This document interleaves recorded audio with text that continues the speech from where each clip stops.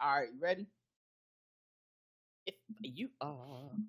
Hey, welcome to another episode of the Black Guy Who Tells podcast. I'm your host, Rod, joined as always by my co-host, Karen. We're live on what? That's all the energy you got this morning? Wow. I said, well, you ready? I guess you lied. It's a feedback show. You can find us everywhere you find podcasts. This episode is about all the stuff that y'all had to say about the stuff that we had to say throughout the week. So that means your comments, your votes in the polls, your voicemails, your emails, all that stuff. We're going to go through it. We're going to let you know how we felt. Just show note, I forgot to do it for the gram. It happens occasionally. But we'll try to get at it next week. Yes. The official weapon of the show is phone gym. The unofficial sport, bullet ball. And bullet ball, extreme. A 2-day streak, let's go. Of course, the people that, we want to first and foremost give respect to, and give they love is the people that just gave us money out of the goodness of their heart, because they were just like, I like what y'all doing, and y'all doing a good job over there. Oh. And all they get for this is a shout out.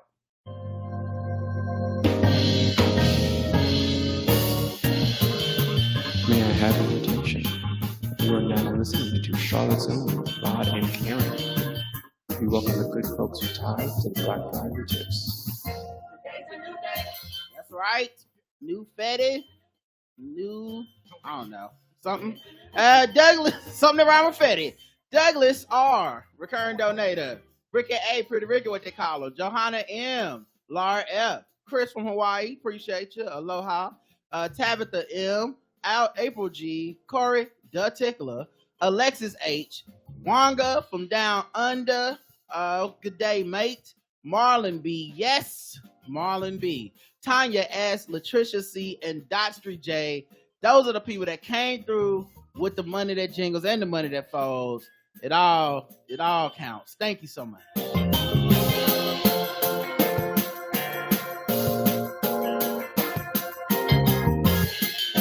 All right.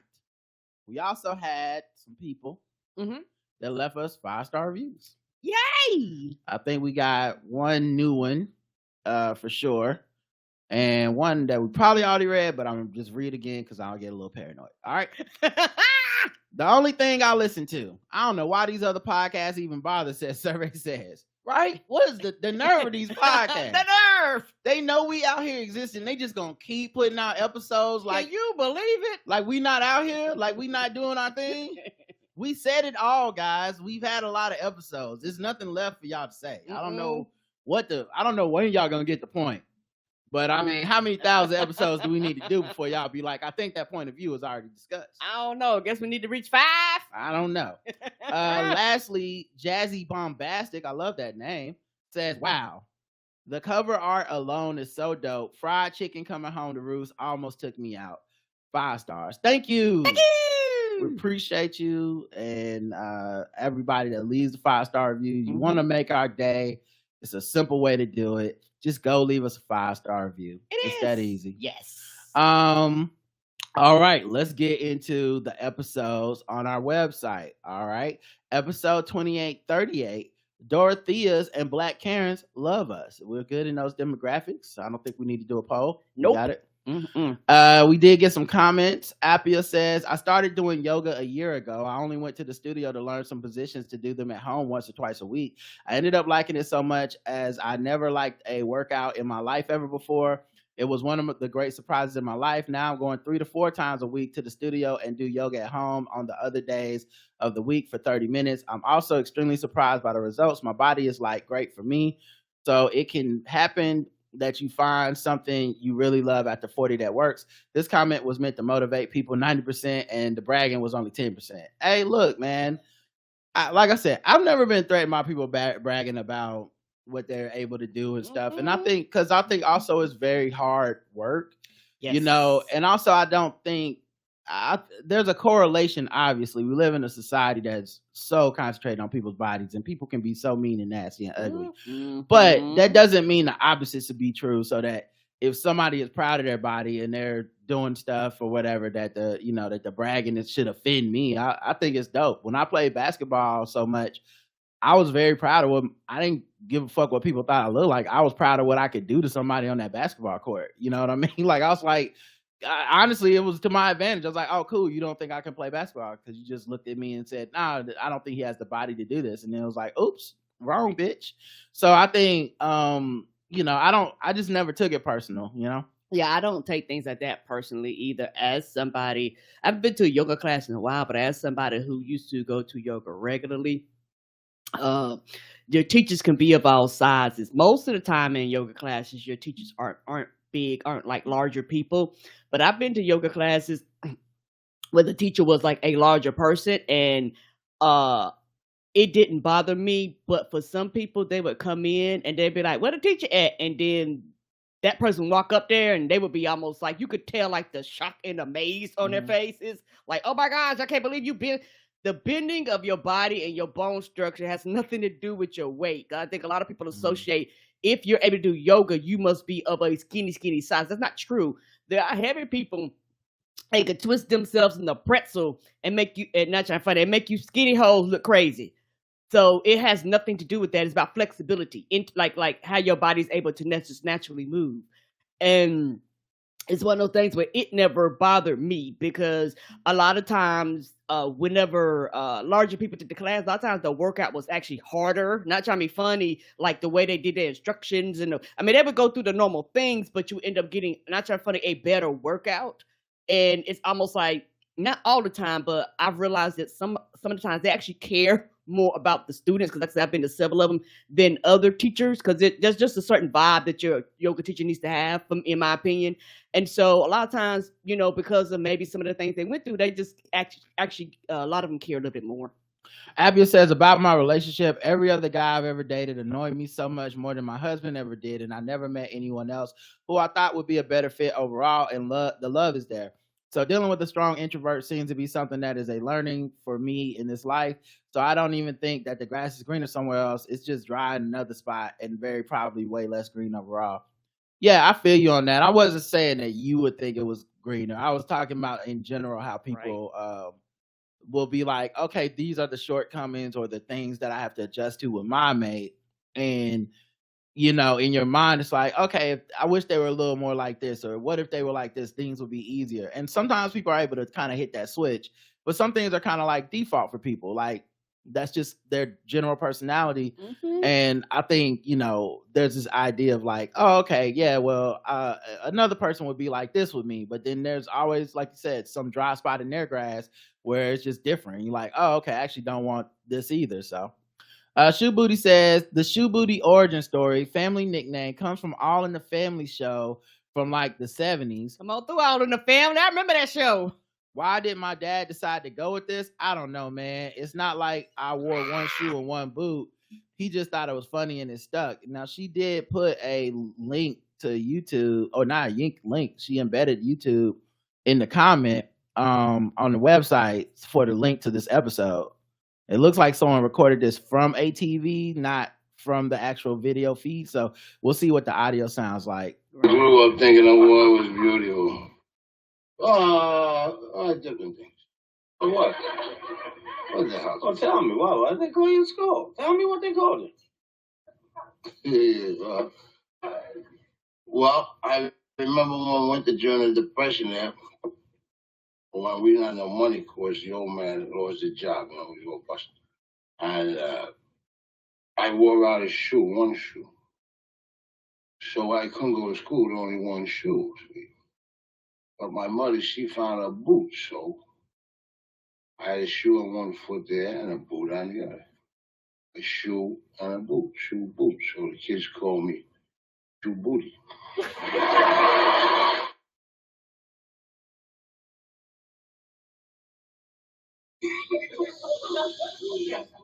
Yeah, I used to holler, Shoe Booty, yeah?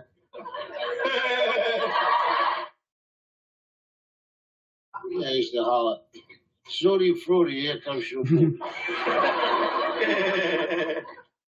And they kept calling me that till they find out my name was Archie Ball, and they thought that was funny. And then I wish they go back to Shoe Booty. All right, so that's the clip from where the name came from. Yeah, my brother, I remember I don't know if it was my dad or Mr. Charles, the guy who was kind of like almost like my granddad for a while. Um, but for a while they called my brother the nickname Sputnik. And I don't know why. It was I forget what it was. I know Sputnik was the Russian Right. like satellite or something or whatever, but I don't know why they decided that that would be his nickname. And for a while they just called him Sputnik, and it just stuck for a while. Extra text says this was one of my favorite episodes. This is a complicated show at the time. I didn't know as much about my history, but in my mind they were just poor people getting by. It showed Archie vulnerable. Yeah, it's been a long time since I watched All in the Family. It was like it was one of those shows that used to come on when I was at my grandmama's house and stuff. And I never glommed onto it for real, for real. I think I was just too young to really understand what was happening in the show. Even the racism and shit. Like I It wasn't was even like groundbreaking for its time. I wasn't even able to be. I wasn't even like I'm offended. Like I was too young to even be offended. Right. I think I've really started remembering TV around when like the Jeffersons came on. I remember that kind of stuff. The Jeffersons, Different Strokes. And I know Jefferson was a spinoff from Archie, but from All in the Family, but I just don't even remember him being on that damn show. And I'm sure he was killing it. I'm sure Sherman Hemsley was fucking killing it, but damn if I remember the shit, man. Yeah, because I used to go at it all the time. And I do remember watching some like racial stuff on TV, you know. I mean, Jefferson's obviously, Sanford and Son, obviously. But even stuff, The Heat of the Night, you know, all that stuff. I remember watching that. I used to love The Heat in the Night. Like you say, being around your grandma and old people, that's what we used to watch. Well, what's crazy is I didn't love that show. I never loved it, but I just remember watching it. And it wasn't a bad show at all, but I just made me feel like it wasn't really funny. It was very dramatic. They was always treating the black man bad. I was like, oh, we gotta watch this again. But you know, it's just an hour or 30 minutes or whatever. There's a ton of other shit that comes on at grandmama house. You know, you watching all the judge shows. You know, I got into that. All stuff. the judge shows. I never really got into the soap operas. I did for it just years. wasn't my thing. I did for years. Chad, I used to love me some General Hospital. I used like a lot of the soap opera shows that I grew up with as a kid have all disappeared. I think General Hospital may be the only one that's still alive. Like from my generation, like, you know, that actually my mom and them generation.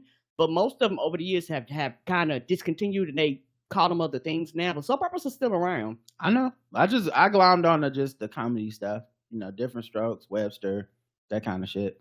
What's happening? Anyway, EVE says when I worked at a corporate job, I took every MLK day off. I requested time off, and that was the only day management would approve all the black people's day off with no questions asked. The white people were heated because their request for that day off was usually denied because there wasn't enough coverage for that day. Interesting.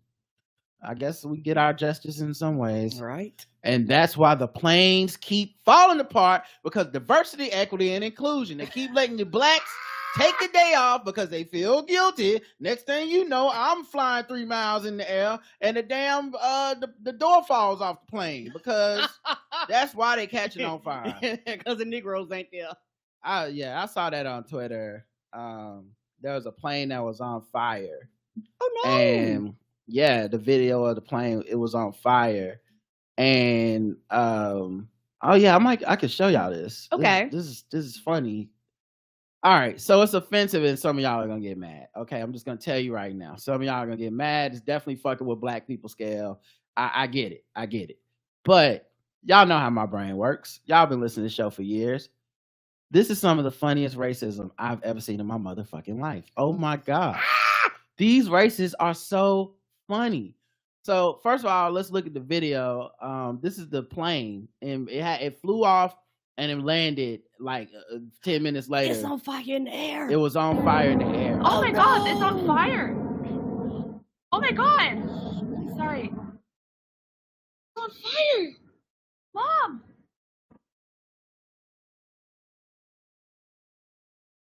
Shit. They're okay. I wonder if they're doing. No, it's still doing it. Still doing it. So that's the video, okay? Somebody filming it from the ground. Yeah. But these motherfucking replies, and they tell you like this is flight 5Y095, a cargo aircraft flown by a middle-aged white guy. What point were you trying to make here, Chuck? MAGA loses so zero integrity. So I guess Chuck is he must be a MAGA person, which explains these replies. Because I saw these replies, it was like, oh my God. Oh my God. Anybody could have been flying the plane. What's happening here? So here's the replies. One dude says, and of course, blue check. So that blue check really means the opposite of what it used to. It means a loser that paid money and normally is extremely online, extremely political, and the troll. So this one dude said, Atlas Air is the same company where a DEI pilot. So DEI literally means not a white man. Now, like it does diversity, equity, and inclusion. Instead of saying a black pilot, a nigger, or whatever racist thing they were going to say, they just go a DEI pilot, meaning not like a white an affirmative action. Yeah.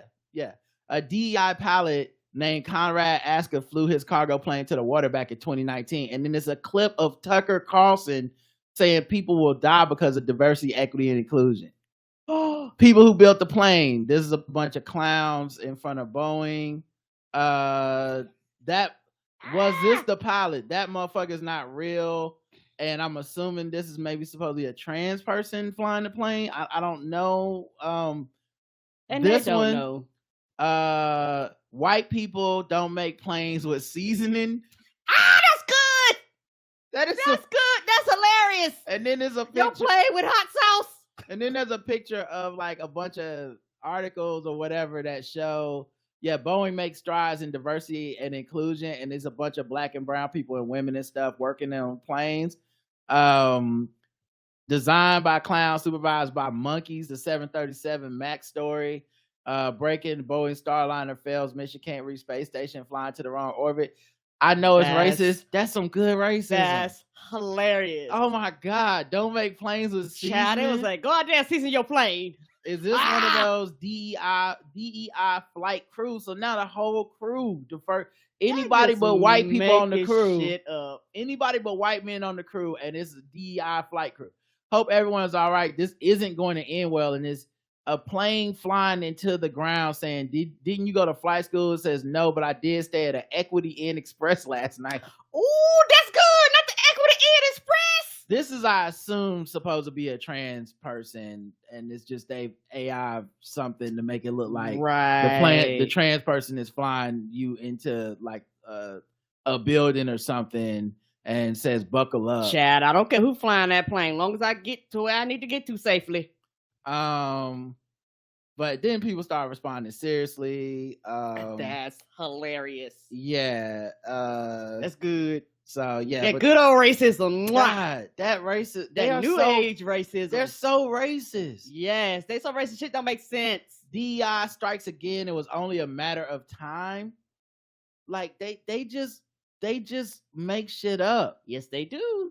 While in the airplane designed by diversity hires, and that's the one with the hole in from the panel that fell out, and it says your carry-on bag should be a parachute, and it says true ? Looking emojis, and it's from Red Pill USA, which 100% got to be a MAGA conspiracy theory type of joint. Of course. Holy diversity, Batman. That's good. God damn. That's good. I was in that racism comments. Hilarious. I was in them comments cracking the fuck up yesterday. Because I was just like, this is the most racist bullshit. And I guess DEI is the new woke. Like it's the new, because they went to woke, and then I guess, people start speaking up. People start speaking up and being like, we know what you're doing. You're saying woke to mean the racial slurs. And then it's like, oh God, okay, all right. DEI then. New DEI coach says racism is real. And they act like people ain't gonna pick up on that shit either. Right. Oh my goodness. Because it just mean anybody but white men, so the fuck. Yeah. All right, back to the comments. That was good. That's hilarious. Yeah. So on YouTube, let me see if we have no comments on this episode. Yes. On YouTube, no comments. And then we got the poll. Did you get out for MLK Day? 4% did, 25% did not, and 11% ain't got no job, man. And then almost same percentage, 70%, 20%, and then 10% don't got no job. So 70% got off, 21% did not, and 10% don't got no job, man. Happy MLK Jonathan Majors weekend was the Q&A. Key says, Karen talking about forgiveness is spot on, and people's refusal to learn forgiveness is why I know they lying about restorative justice. Right. That can't happen without forgiveness. Right. Yeah, and I also think it's a failure of the restorative justice people, or I shouldn't say failure. I think they know it's uncomfortable to admit that that's part of it. And so I think it becomes this thing where you see how dire what we call the justice system is, and how unfair it is, and how fucked up it is. And so you want to promise people like a pipe dream almost, that is like, we will replace it with the perfect thing that will always be good for everybody and we'll all agree. And one of the major hurdles to all of that is that in addition to people being punitive, and part of the justice system process is about those punitive emotions that people have in general. Mm-hmm.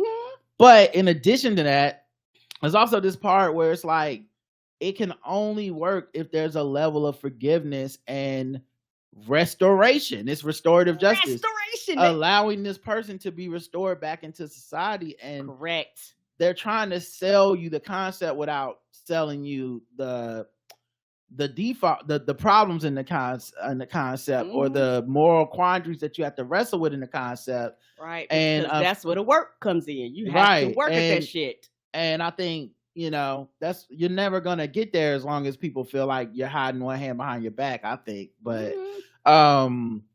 But there's a lot of people that they basically use the restorative justice shit when they want to, but then other times they drop that shit when you can't handle it, when it's something racist, when it's, or whenever it's your thing, when it's a social media post from somebody, and it should be something that we go, yeah, they made a social media post, they made a mistake, we should move on. Mm-hmm. When it's a celebrity, does something, when a sports figure does something, if we truly believe in restoration, forgiveness and shit, we should be able to move on. But it's still people mad at Will Smith 2 years later for a fucking smack. Like, yes, sir. We are not those people that we pretend to be. And most of the time when people are really advocating for that stuff, they're really kind of in a way advocating for themselves. So it's like, therefore, the grace of God go, if it's somebody I can see myself being, mm-hmm. then all of a sudden I'm for restorative justice. But if it's somebody doing a crime I can't relate to, that motherfucker need to go jail. Right. And when you talk about crimes, we're talking about all crimes. We're talking about even the heinous ones. And they don't want to get into the nitty gritty of murder and rape and child molestation and shit like that. Them the topics you don't want to touch. But, if we're going to, quote unquote, not trying to be funny, be real with it, we got to cover all of the crimes. All of the crimes. Yeah, you would need a reforming of like the moral compass of our country and the way we look at stuff. And I don't know that people want to do it. Right. DJ Zenway says, didn't know you had an anniversary. Happy anniversary. I can attest to the damage of yelling. Had many years of past voices echoing in my head, determining my behavior. Dealt with many, but still some at 62. Yeah. I mean, I truly do believe that study. I think what happens is people get a bit defensive because, one, some of us grew up with that too. Right. Some people are doing that to their kids now. They don't, and so hearing that this shit could actually be damaging, the first response is to be like, no, it can't be that damaging. No. Right. And but I mean, we know people that deal with issues to this day, and you're like, that shit probably started someone yelling at your ass when you were a kid. Yeah, and also, truth be told, for a lot of people, and it's something that I had to kind of look within myself. When people get defensive and things like that, a lot of times, all jokes aside, a lot of it comes from they want to defend their parents' parenting. All jokes aside, like if I said there's something wrong with this, I have to question how I was raised. I have to question how my parents raised me. I have to look at my parents as people that are flawed people. I can't look at them as this perfect thing anymore, because that's how some people look at their parents. I know other people don't, but for some people, that's how they look at their parents. And so a lot of people put their parents up on pedestals and things like that. But it's just one of those things where if I say that there's something wrong with this, I have to question the whole foundation of my parenting, of who I am, I have to question the flaws within myself. Like, I have to really, really sit down with it. And I think because, like I said before, people view children as property and not small people. I think that sometimes they have a tendency to forget that you're talking to another human being. And part of a parent is to sometimes admit that you're wrong. And that's very hard for some parents to do because society tells you you're the parent, you're right, you know what to do, you got your shit together. That's bullshit. No parent has it all together. Nobody. They all make errors. They all make mistakes. They all, have their own things they pass down to their children. Every child is different. You can have two parents can have multiple children and each child turns out completely different. And so it's a lot of complexity, it's a lot of gray area in there. And when you start talking about this, you really start talking about the gray area in a lot of people's lives. You start talking about, I've done worked all day, I'm tired, I came home and I'm frustrated. And now I have to sit and check myself before I raise my voice and yell. And that's something that's a learned behavior. You have to say, okay, give me a timeout, y'all, and then come back and talk later. But it's natural to do that quick thing because guess what? It's quicker to just yell than to actually go through that thought process in your brain to kind of work through it. A lot of parents are like, I got shit to do. We got to do this tomorrow. I'm just trying to help you get to the next day. And I, quote unquote, don't have time for all this meandering and bullshit. That's why a lot of people push back on, quote unquote, gentle parenting and things like that. But gentle parenting is not a bad thing. It's not always all bad. I think a lot of people, quote unquote, reject it because they think it means no discipline. They think it means you just allow your child to do what they want to do. And that's not true. It's the fact that you have to reevaluate your relationship with your child and what it means and how do you want your child to think about you? Do you want them to fear you? Do you want them to be scared of you? Or do you want a mutual relationship with your child? That makes a difference. Yeah, I agree on all that stuff. I think it's just hard for people to kind of grasp those things because there's so much trauma that we all deal with and dealt with, and yeah, it's like when someone brings up the idea of not hitting their kid, and it's like, well, my parents hit me, and if it wasn't for those whoopings, I wouldn't have. But I don't know, maybe there would have been, if they would have talked to me, it still might have been fine. There are kids that didn't get whoopings that grew up fine. There's kids that didn't get whoopings that grew up in fucking monsters. So a lot of it just feels like a crapshoot. Two people can grow up in the same house and end up with the same discipline and end up completely different. So I think a lot of this is kind of a crapshoot. Right. The other thing is just in general, when it comes to raising kids, it is always a slope of evolving. That is, if you go back, and I remember watching a documentary on PBS. I don't know the name of it, guys. I'm sorry. I just watched it a long time ago. It was just on the channel, and it was about child discipline throughout the centuries in America. And motherfucker, some of the stuff that was happening at the turn of the century and stuff. Kids. Did you watch this or something? No, and I may have, because I remember them talking about the disciplines and how they used to beat their kids and whip their kids, and how each generation, quote unquote, got a little bit softer and got a little bit softer as far as like the disciplines that they did. I specifically remember them talking about like stuff where, like, back in the day, people were taking like burning, like stuff and burning their kids. Like that was normal. It wasn't like, and then child service came and took the kid. It was like, no, sometimes to discipline the kid, you hit them with the back of a metal brush or something. And it's like shit that was very obviously trauma inducing. And then those kids have to raise kids. And then it gets a little better each generation. And I think you get to a point, hopefully, where, everyone's doing the best they can. All right, back to this. Sid, our girl Sid says, J Major's weekend is wild. Off every MLK. It's my B-Day too. Oh, happy birthday to a real one.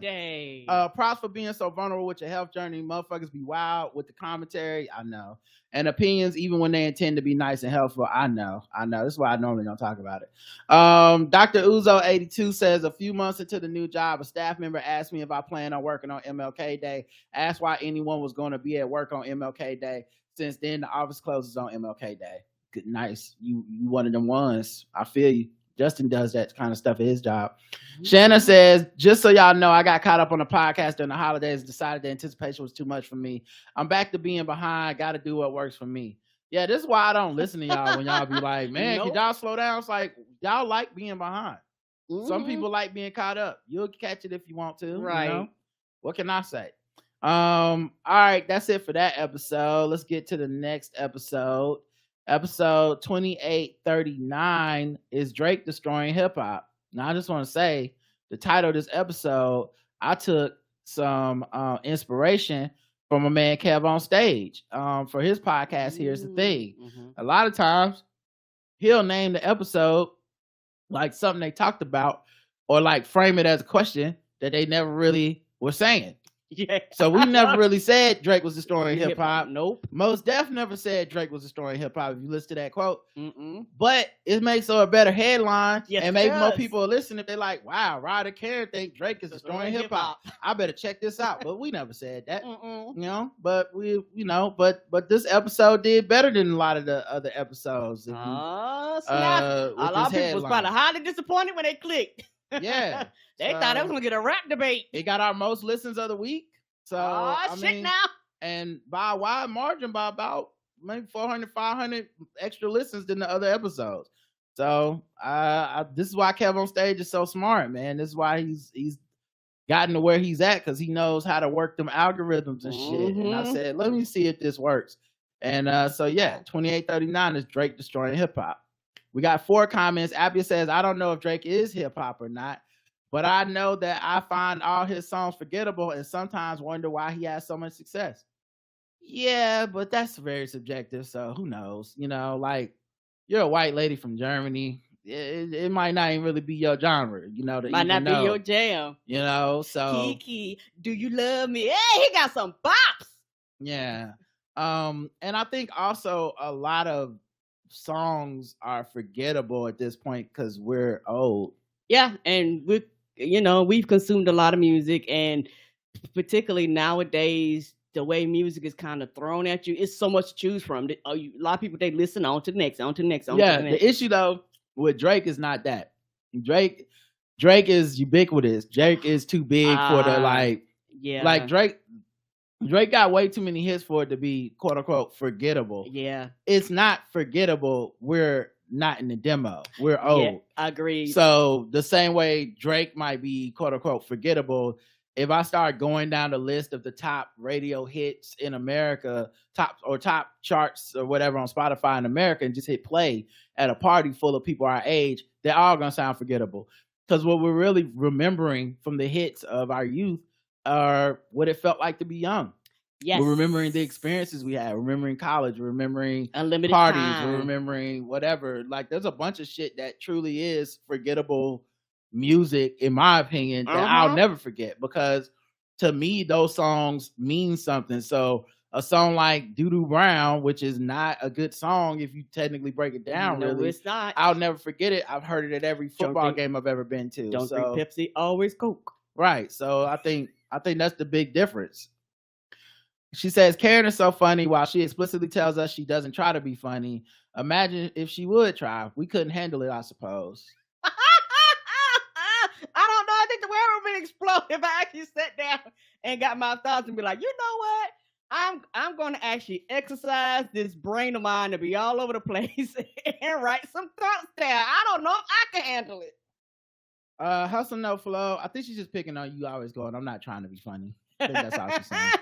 Hustle No Flow says, it seems like Angela Rye and the crew have been friends with Charlamagne the God since they were all younger, coming up in media, because I remember them talking to him back in the day. So it seems like they tried to treat him as serious when he's not. With podcasting and streaming, it doesn't seem like there's a current day version of the Tom Joyner show where, even though they were joking, they also have real serious segments and recurring news segments that treated things with more gravitas than what you get with the Breakfast Club, which is always going viral for nonsense. With your time in New York and the other people in the industry, did you ever ask them what is their relationship like with Charlamagne the God? Was there a lot of love behind the scenes and good stuff that we don't see? Well, Hustle No Flow, I didn't really ask people about Charlamagne and their relationship. I did talk with somebody that worked for him, and his show, and this dude basically was like, "You are so lucky to be working for Bomani," and I think that tells me a lot. Uh, it's like you have a dream job, like you are not worried about a bunch of shit that's superfluous to your job, and this motherfucker getting you in trouble or shooting down good ideas, or you write something smart and it's like we can't say that it's too smart or whatever. So, but I don't know people's relationships with them behind the scenes as a mover and shaker. And as far as their relationship with him, it's interesting. I did go listen to their podcast, Andrew Gillum, Angela Rye, and Tiffany Cross's podcast, Native Land. I listened to the second episode. And first of all, if you're interested in listening, I say you go listen just because Tiffany Cross breaks down how she ended up leaving MSNBC and all the turmoil and all the like backstabbing and all that stuff. And to me, it's been a while. She's never really told that story that I've seen anywhere. Not publicly. And no. so to hear her tell that story was dope because it confirms a lot of stuff that people think about MSNBC Yes. and white liberals in those spaces. And then also for me, it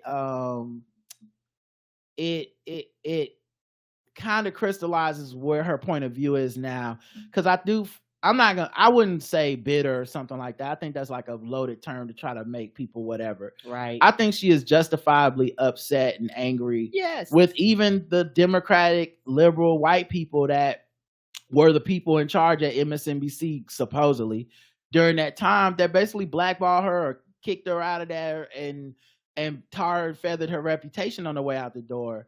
And I think that comes across in her commentary and her point of view right now. I think, when she went on Charlamagne's show, Breakfast Club, and said, "Oh yeah, I was saying Democrats, but I was really talking more about the media." I don't know if that's like 100% true, but the anger towards the media I could get because they did her dirty. Yes. They did her dirty. Tucker Carlson is working for a whole nother channel. His opinion should not be enough to get her escorted out the door. Correct. So, but the other thing about that podcast, it doesn't sound like that segment they did with Charlamagne. And that's one of the problems with, I think, tying yourself to somebody that is so publicly like, I'm just out here to be controversial or get these clicks or whatever. The clicks justify the ends or the means. I think them on their own platform, I totally understood the points they were making about, voting, Democratic Party, blah, blah, blah. I'm not saying I even agree with all of it. And some of it was very generalized and platitudes, the same issue I have with a lot of these figures that talk about politics but won't get into anything specific whenever they're getting critical. They just say stuff. But at the end of the day, I understood it more and it was more reasoned on the podcast than it was with Charlamagne and them. I have some bigger misgivings about the way things are framed with the black vote and the way that media people who always put their face on the cover of the album, but ain't no album without my face on the cover of the album kind of vibes. You know what I'm saying? Like, it's that I'm doing this for the people and this is for the people, but yeah, my name got to be on the front. It's James Brown and the band. You know what I'm saying? Like, it's like there's always going to be a conflict of interest and a catch-22 with people like that. Cause like you make your money through self-promotion, but then you say your promotion, but it's all about the people. But that means if they cancel your show, then they cancel the show of the people, which immediately puts you on a higher pedestal and a more important than everybody else. But that's just a conflict I think that exists within all those spaces where you can't make a show without branding, but you also want to make a show about something. Yes. And then it's just, do people think you're righteous or not? I don't know. But yeah, I think Charlamagne drags them down because their relationships with him compromise them. It is what it is. Twitter and social media spaces and a lot of people think of Charlamagne as a guy who allegedly got away with sexual assault. They think of a guy who's been extremely crass in interviews. They think of a guy who trots out Republican, right-wing, conservative talking points. A guy that goes to Democratic events like sits down with Stacey Abrams and Kamala Harris and then goes on the air and pretends that he doesn't know what they're doing. and says, why aren't they out here trying to do anything, and where are they at, and why aren't they promoting? And so it feels like he's an op. And so people go, for y'all to be such righteous, stand up people, for you to say you stand with the LGBTQ community, but then, you're palling around with a guy that laughed when laughed when, damn, I can't even remember that dude's name anymore. I know you're talking about. God, did he fall off, or I'm just out of the loop? Anyway, I see his face, but I can't remember his name. Yeah, some with you niggas. he had that dope ass song. Yes, living the good life, living my best life. That dude, Duvall. Yes, yeah, Lil Duval. So like a guy sat up there with Lil Duval and laughed at the idea of killing trans women for deceiving them. And that was like a day or two after having Janet Mock on the show, a trans woman who they asked about her genitals. Like, this is not the space for you. It happens all the time, but for you to hold yourself out as who you claim to be, to occupy this space, it feels a bit hypocritical, and it feels like it should be like beneath you. But look, money makes strange bedfellows. Their imprint, their podcast is under his imprint at our heart. And so you got to go on there and promote, and that means you cut him slack, and that means you defend him. Angela Rise on Twitter basically make it sound like a conspiracy that this man was accused of sexual assault. A conspiracy with a police report from years ago? Like, I'm not saying whether or not you think he did it, but just a conspiracy is a completely different thing than just, anyway. My point being, they laying down with him, so they have to do that shit, or they are the type of people that would do that shit. I don't think you have to. No, you don't. But that, because they could just not respond. I think if I was working for him and he was accused of this shit, and y'all were in my mentions on Twitter like, Ryan, how can you work with somebody like that? I would literally not respond, because I would probably be thinking the same thing y'all are thinking, which is like, y'all know why I'm doing it, for fucking money.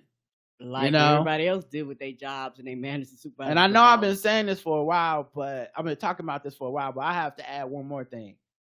I don't think it's a coincidence that they're starting this podcast at the beginning of 2024, when it's going to be extremely important election cycle. And I'm not saying that in the good way of like, because they just need to get their voices out there and help the people. No, because they could have done that last year. They could have done that the year before. I think they're doing this because in the election cycle, there's going to be billions of dollars pumped into all kinds of media to get people to vote. And something I've noticed in their discussions, something I'm noticing more and more in all the discussions from Black people within the politics sphere who try to make their money off of discussing the politics, they're dealing with racism and bias in that they don't get the money that these other people get for doing the same thing. And I think this is a very important part of the equation that isn't being discussed very much. But like, she brought up how Ellie Mistal goes on MSNBC and has never been paid. Yeah, there's white people that go on MSNBC much less than he does. They would have got a check. Now, you don't got to agree with what Ellie be saying. There's a lot of shit I don't agree with Ellie and his characterization of Merrick Garland and stuff. But I think there's white people that go on there and say shit and they get a check. They get moved up into like some type of correspondent or contributor role. There's podcasts that are Black that talk about politics that will never get the ad dollars. They'll never get asked, hey, can we advertise on your thing? Because y'all talk about politics, and this is a space we think, will be dope for us to be able to push our campaign. A couple years ago, when we were with Spotify, so we couldn't do it because Spotify has a rule against it. But when we were with Spotify, the Biden campaign reached out to us and said, hey, could we advertise on your show? And I was like, hell yeah, we want him to win. Like, I've never been I don't find whatever it is that Charlamagne finds in being like, hey, these Democrats ain't gonna make me seem like no bitch. Like, I don't care about that shit. Do not. If I'm gonna vote for them, it's because I believe in them or believe that they're a better alternative. And I would like the people that hear me to understand that. So it's never really bothered me in that way. But Yeah, so there's a lot of money that these people are frozen out of.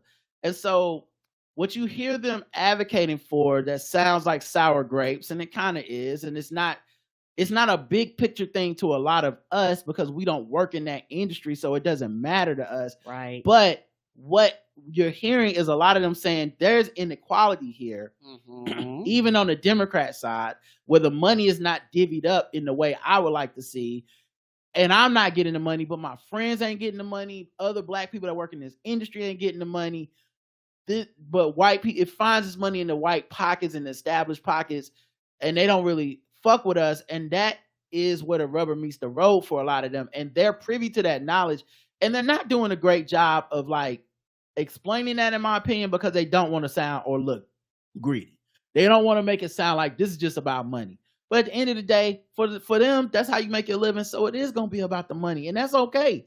So when I listened to that podcast and they were talking about some of the kind of like they were kind of talking about it almost hush hush without saying names, but it was like this kind of idea, like, yeah, and the Democrats are so righteous. Why the money not coming to us?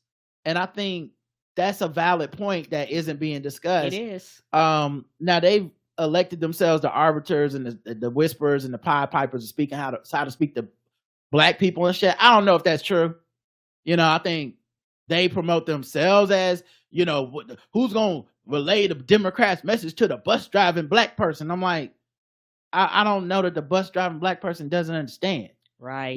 My cousin that don't vote. Okay, well, your cousin that don't vote, is that cousin also like, well, I gotta wait on see what Angela Rye gonna tell me. I don't know that they have any more in the streets credibility than anybody else, but doesn't matter. Those are the pundits, those are the analysts, those are the people in those spaces. Why the fuck don't they get the bread? They black because they're black. Is that why they're not getting the money that you're throwing at these other people? So there's a lot of moving things going here. I'm sorry to monologue for so long, but I wanted to thoroughly answer your question. No problem. Go ahead. As for Drake, when his last album came out, people that listen to his music were regularly commenting that he feels like he's trying to stay stuck at a young point and that his music doesn't seem to be aging with him as he works the formula to keep appealing to the same age demographic. It's odd to now hear some of those folks act like they don't understand the point that Mos Def is making when it really seems similar to what they've said about the music before. Most knew that saying it would be seen as hate. Yeah, and I think he was hating a little bit. I think a lot of things are true at the same time. Most was hating at a little bit. Most kind of was hating on his peers in that way. Most doesn't like and doesn't make that kind of music. He does. I think he gives a pass to probably the people that are cool with him. Like people that like, you can't say Jay-Z's not hip hop, but I feel like there's definitely some songs most would be like, not that shit. You know what I mean? Yeah. Jay-Z's has some hippity hop bops too. Right. And then as far as Drake music, I mean, we want to say that his fans don't like it or his people don't like it. I think you just got to get away from social media. All right. Social media there's a big push of we don't like Drake, but the numbers don't lie. No, they do not. People listen to his albums much more than they listen to any other hip hop album. Somebody like that shit. So might not be you, but somebody that's their motherfucking jam, and they can't wait till the next goddamn album. Yeah, the numbers don't lie, man. So I don't even know what to tell people at this point. We living in a bubble of we don't fuck with Drake, but it's clearly not the way other people consume it. Right. The motherfucker sells out the tours and shit. I mean, he does. People fuck with him. Evie says, I don't think Drake is ruining hip hop. Admittedly, I don't listen to him regularly.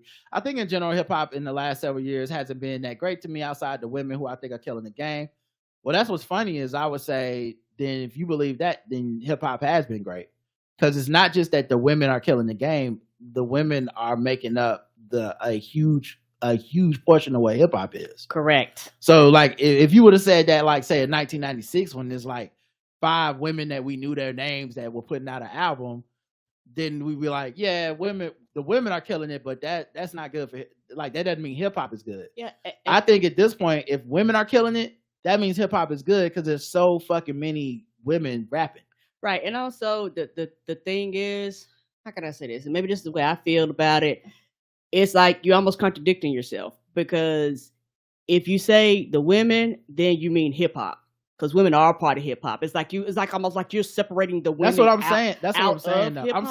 I'm saying there was a time where I would have understood that. There was a time when it was Foxy Brown, Lil Kim, and it's like, okay, so the women killed it this year, but hip hop was still having a down year. It hasn't been that good. When you talking about these last few years, okay, yeah, it's so many women. Women dominated, yeah. It's so many women. I don't know how you could even say like, oh yeah, the women are like women are killing hip hop, but it's not, if the women are killing, then that means hip hop is in a good place. Yeah, because it's all in my mind. I know it sounds wild. My mind has always been all encompassing, but yeah, I can see people dividing it up when you can literally, pick the chocolate chips out of the batter. But now it's so many of them that's almost impossible to kind of separate women out of the group. Yeah, it's a huge difference to me watching women with like their voices get into the game and really get to say stuff, as opposed to back when we felt like men were writing for all the women in the first place. Yeah, and also the thing is, I like the fact, and I know a lot of cishet straight men don't like this, quote unquote, a lot of the true hip hop fans, women are dominating the game. All of that, women are talking about rapping about the shit that they want to rap about. So that's why a lot of men push back on the quote unquote pussy rap, the whole rap, and all that shit. But if that's what the fuck women want to rap about, women can rap about that. Women can rap about conscious rap. Women can rap about being mothers, like all this other shit that's not quote unquote dominated around the thoughts and the feelings of men. And a lot of time men always quote unquote think, and still do think, that they quote unquote control hip hop. And so when you have a lot of these women that's coming out and be like, no, I'm doing this shit without a man, and no, I'm going independent, and no, I'm doing my own thing, and no, I'm not attached to a man, and all this shit, a lot of men feel a certain way because, they feel like they quote unquote dominate hip hop. And if you're not associated with a two or around men, you're not hip hop. And that's a false statement in my mind. Yeah, I think that's definitely part of it too. Yeah, it's just, like I said, it's more like I would not separate women out of hip hop anymore. Like, I get how people can have done that back in the day, and why that seemed like an okay thing to do, but at this point, I'm like, yeah, we kind of know. Yeah, and hip hop evolves, and I think that a lot of people have problems with the evolving of hip hop. All genres of music have evolved over the time. The music that you hear from all the genres is not the music that your mom and daddy was listening to, or the generation before that. It evolves, it changes, it grows, it has its ebbs and flows, and this is part of the quote unquote cycle now. And it's also one of those things, well, not trying to be funny, if men want to quote unquote dominate again, put shit out there that people going to buy. Like not trying to be funny, like the audience and the crowd decides what's good and what's not. So put things out there that they are going to consume. Yeah, but people are buying it. I think people are buying hip hop. So it's not. I don't know that that's the issue for no, I'm talking about like men. Because basically, we're talking about how women are dominating, and I was saying how a lot of men. People are buying the men's hip hop too. Yes. So like I said, we're just not in the demo necessarily for all this shit to keep up on the cutting edge, but it is what it is. As far as like women are a big part of the game. They're making a lot of music. I don't think you can separate them out. If they're doing good, hip hop's doing good. Also, men continue to still make hip hop and sell albums and stuff. I don't think Drake is killing hip hop. I told y'all already. The title was just salacious to get y'all to click on. The only rap I've listened to in the past few years is from women. Drake is simply a product of what mainstream media is pushing. No, I don't think it's about mainstream media is pushing it. His shit sells more than those women even. Yes. People like Drake. I don't know why this shit is so hard for people to understand. They like him. Drake. They like his music. Even if it's popcorn, unfilling music, they like that shit. Mm-hmm. Mos Def is the weirdo for pointing out like, oh man, this... it's just so consumerism. I don't think people are under the illusion necessarily that Drake is making deeper music than he's making. Right. I think for the most part, people are like, yes, and we like that Mos Def. Mm-hmm. We like going to and not thinking hard about it. We not trying. We're not trying to hear rapidy rap bars every time we pull up. Like Mm-mm. sometimes we want to go to the club and we want to hear club music, and you've never really made that, and you're probably not really able to make that. If you feel like it's beneath you, cool, but also you didn't do that, you know? And Drake made a great point with his retort, which was, you made My Umi Says, and that was one your biggest hit. It's in commercials and shit. You weren't rapping. You were singing. So, you know, it's like, you know, get off my dick, basically, is what Drake was saying. I'm not saying I'm on Drake's side, but shit, that's a good comeback. I thought he was just going to say some foul shit. We got comments on YouTube on this one. Linda says, Karen's face was exactly how my face looked when Jason Johnson and President Biden said President Biden should talk to Charlamagne and Shannon Sharp. That's the stupidest thing anyone could have suggested they do at this point. Cheyenne says, to say Drake is destroying hip-hop is a weird concept to me, like he's one of the biggest hip-hop acts in the world. Was the Fresh Prince not hip-hop? I'm sure Will Smith got backlash for not being hard, but that doesn't take him out of the genre. I agree too. My mom says exactly. The whole Joy Reid segment incensed me 100 fucking with black people. Observe Spoonful says, I haven't gotten to the topic yet, so I hope I'm not repeating y'all.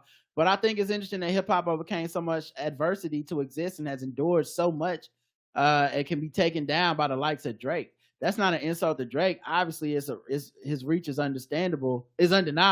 But if white supremacy, capitalism, and respectability politics could take down hip-hop, if or when hip-hop ends, it'll simply be because it was time to, just like every other genre that's fallen out of the top 40. Yeah, I hear you. I don't think it'll be one person's fault either. No, I don't think so either. And my thing, and maybe it's just me and my optimistic, how many of these other genres did they say were dead and them shits is still around? No, they quote unquote might not be in the top 40, but them shits is still around. And like everything else, it's ebbs and flows. Shit fall out of the top 40s. Generations later, that shit comes back and falls out. Like it goes up and down. I don't think hip hop will never quote unquote disappear or go away or go into extinction. You know, because not trying to find, this is the same things they said about rock and roll, heavy metal, like it's these other genres that are still around decades later that people thought would go by the wayside. Yeah, and I'll just say, all those genres had to turn on top, and they're not necessarily on top anymore, and that's just gonna happen to hip hop too one day. Right. Chocolate Lady Cap says, because I'm a big Drake hater, I'm gonna say yes, he's killing hip hop. However, he's not the only one. Yeah, and I think that's what it's always been about. Just people hate Drake, and then this is their turn to say it. Mm-hmm. Who had a worse Sunday? Cowboys fans or Drake fans? Wow. I say Cowboys. Yeah, everybody said Cowboys. 91% say Cowboys fans, 8.7% say Drake fans, and 87% on Spotify say Cowboys fans, 13% say Drake fans. So Cowboys fans in a landslide, just like that Green Bay victory. Oh no! Facts is facts, Karen. Magnificent Breeze says, after a terrible experience. Oh, I'm sorry. If I was in a Target in Houston and I heard a Drake song, it feels a lot like his music is compatible with shopping. Yasin Bey. That's the quote of the episode. Magnificent Breeze says, after terrible experience with my local Chinese spot, I vowed never again, and now I'm making lo mein, Singapore noodles, japchae, Chinese chicken, beef, and broccoli, and sauces, general style, and teriyaki, and all that. So you do it all at home. I hear you, girl. Zalora says, black entertainers and athletes were involved in the civil rights movement, but they weren't leaders of the movement. Are things flipped now? I don't think so. No, I don't think it's flipped. No, because here's the thing, man, and this is not a shot at anybody, but there's a lot of people whose brand is to say they're for the people. Yes, it's your brand. I'm sorry, but it's not the same as doing the work. Right. And I'm not saying they're not doing the work, but those two, there are two, because we're in an age of such unbridled self-promotion, because that is what our social media is. It's all the cameras pointed back at us. And it makes us have to be self-promoting in order to make money and make a living and be visible enough. But because of that, the mentality is very much, if I'm at the forefront, that means whatever movement, whatever cause is doing good, because I'm obviously being seen. You can't disassociate that, and you can't just say it for the people you like, and then the people you don't like, oh, nah, not that person. So, like, if that paradigm is what Sean King has mastered, then it's what these other people have mastered too. Mm-hmm. You know, if how much of the Black Lives Matter movement came down to the Black Lives Matter organization being like, we need to be seen as the movement. Y'all don't hear me though. Okay. It's not this, because those aren't the same thing. But how much of that was about the battles they fought on social media with all those other activists where they're going at it with people that were on the ground in Ferguson and shit. And it's like, what, for me, and I've kept this same energy from day one, why the fuck do I care? Right. About which of you niggas gets the credit? Like, I understand if the whole thing is just, we're here to get these laws and these things passed and get people out of power and dismantle these systems. I know why you need to care about getting the credit, because it's how you make your living.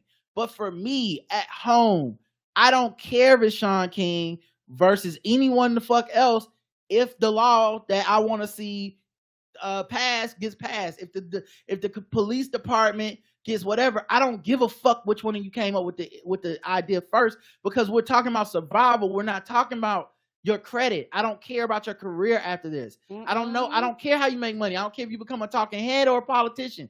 None of that matters to me. You told me you were here for the people. Yes. You told me you were here to get the law changed. You told me you were here to dismantle the system. You are the one that has to worry about getting the check for that. I don't have to worry about that part.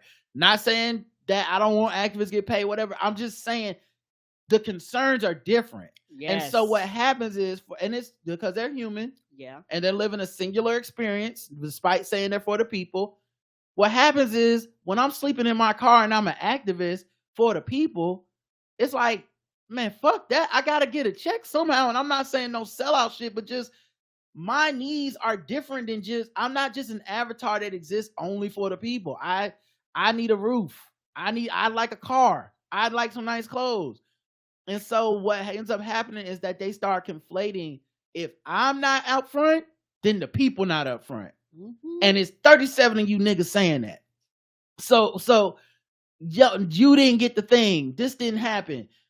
This activist isn't a fucking car commercial. You know what I mean? This other activist is, they got a radio show now. This other activist is like, I gotta, we putting together this event. And what you have is other activists that didn't do that or didn't get the thing, hating, sounding like Mos Def with Drake. Hey, look, this person's a commercial sellout, blah, blah, blah. Yeah, but you kind of want the thing. And when you get the thing that pays your bills, you gonna get called a sellout. So I don't know that it's flipped. I don't think these athletes are necessarily civil rights leaders. And they're not claiming to be. Right. And I think a big part of this is that we're still operating on a 1960s model of this, like, black people need a leader to look to tell us what to do and to communicate to white people. Specifically a man. Our thoughts and no, not anymore. No. There's a lot of women claiming to be these leaders now. Yeah. So it's not. There are some people that are still very much in the sexist mode, but I'm saying at this point, Black Lives Matter is that's not men. Yes. Right. And they make the most money. So the people that give money they're not saying it has to be a man anymore, because they got the most of the money. So clearly, and their platform was very much like, no, we're tired of men. So it's not that anymore. It's a different. The motto is still, let me speak to these Negroes for y'all, but it's not a. Oh, go ahead. I'm sorry. Okay, and I completely understand that, but when you say the 1970 models, that was the model, and I guess it's my perspective. Well, that was the model. I'm not saying the exact model. I'm saying, if you were listen to what I'm saying, the model of black leader. Okay, just I didn't say general. Yeah, yes, I didn't say. I specifically made sure not to say just men. The idea of this model of like, black people need a leader to tell them what to do, to represent them as a that collective. is still very much alive. Yes. It may have broadened a bit to where it's not just like it need to be a religious Southern black straight man. But yes, it's still like we got the who they show white folks show go, who's representative? Right. I'm with And you. that's I who they're agree. gonna give the money to, or that's who they're Right. gonna put on TV or whatever. But we don't exist in that way. Mm-mm. And we're not, obviously we've never been a monolith, but I just point out the reason we're not a monolith now is because of the fact that there are so many different factions within Blackness that have separate interests. Yes. That's not a bad thing, Mm-mm. but we're still being treated as if we should be monolithic. Right. As if speaking for the black vote and to black people means speaking to all black people with the same goals. No. Some black people are straight up coons. They want to be with white supremacy and they're going to vote Trump. Mm-hmm. Some black people are misogynistic and homophobic enough that they feel like I'm comfortable enough in America.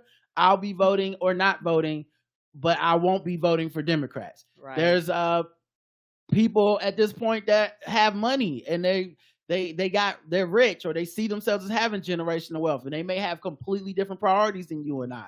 There are people that feel like I have access to white spaces now, and I'm not interested in what the fuck y'all are going through. I have my access. There's also people that like that are so, hey, we're gonna need to destroy the prison system, we need to destroy the justice system, we need to destroy policing, we need to destroy the government. Those people are black and have voices too. So when they treat us like, well, LeBron James will explain it, that's still working on a 1960s model of like one person will tell the blacks what to do, like they're just fucking in the desert with a fucking staff and they're just leading the Jewish people to the water like Moses. And it's like, that has not existed for a very long time. Correct. Pick the black leader. I'll show you the black people that are like, fuck that person, I'll never listen to them. Yes. And think that their shit is right. So until we face that, I think it doesn't, like, all this black leadership void stuff is bullshit. And I think what's really fucking the system up, what's really fucking the game up, there are people still talking like they are. So, yes. Like I said, this is not a shot at their podcast, but when I listen to Native Land, a lot of it is big up in themselves. It's like, listen, I do the work, I do the street, I will talk to the black bus driver, I'll talk to the, I will get this person. And it's like, that's self-promotion essentially. To be like, hey, y'all need to come give me the money, I'm the one that knows how to talk to the black people. Because sure, the educated black people that went to college, that are politically savvy like me, we're the exception to the rule. But someone needs to talk to the unwashed, ignorant black masses, and only I can communicate to these Negroes. You whites will never be able to figure it out. Give me the money, I'll tell them what to do. And there's an incentive to push that. There's an incentive to say that. I'm still working on my thoughts about that, but there's something about that I hate. There's something about that I don't like. I understand white people get this, the rural white voter that will never vote Democrat. We need to just keep pushing money towards them and giving them all the attention, and they never gonna fucking vote Democrat. They're never gonna vote for progress. They're always gonna vote with racists. And yet there's an infinite amount of attention there. And maybe we're jealous of that, envious of that as black people. Like, why don't our ignorant black people get all the money and attention? I don't know. But I don't like it, because I never thought those white people should have got that attention. Nope. And I don't think that just because you're black, you should get the attention for ignorance. I don't think we should be like, well, listen, go on the Breakfast Club. No, because we don't say go on Joe Rogan. We don't say go on the ridiculousness when we want to reach, a certain type of white voter. Right. But it seems like the lowest common denominator is always the shit we got to deal with. Nelson says the Breakfast Club is owned by iHeartMedia, same ones that had Rush Limbaugh's show. I'm sure his higher ups have no problem with him pushing this BS. Oh, I'm sure. I mean, that's probably why they love him. Alicia says JL sitting at home with Cookie and a righteous girlfriend, eating almonds and drinking green tea, or in his private Amtrak car, grumbling to himself and rubbing his shoulder. Now, why am I in it? You know why he's in it. He knows why. Music Hoarder says, yep, and his music goes great in the gym. The nigga's universal. Also, what's the correct site name for Too Raw, Too Real? It's not a website. It's his Twitter. And shit. Hold on. I'll try to tell y'all, because I don't remember if it's the number or the letter spelled out. Yeah. Yeah, it's the number 2, Too Raw, and then TOO Real. is the guy's Twitter handle, and he has a link tree on his Twitter handle if you don't have Twitter and you want to follow him in other places. And real is real or real? Yeah, real is spelled the way. Yeah. Okay. Real. Okay. REAL. Sorry. Yes. Yeah, no problem. Yeah, because there's two versions. That's why too raw, too real. Yeah. Yeah. Okay. Anyway, but yeah, I love his feed. I know that people will be mad, like, oh, he's so pro Democrat. I don't know why the fuck that's bad. Honest to God, I don't know why that's bad. I think it's only bad if you're just like, if you're lying. Right. But in the world with so much misinformation, we need people that don't spread misinformation. We need people that know facts. We need people that know what they're talking about. It's the other failing that this is the other reason that I have some issues with, your Charlemagne's and your, native land or whatever.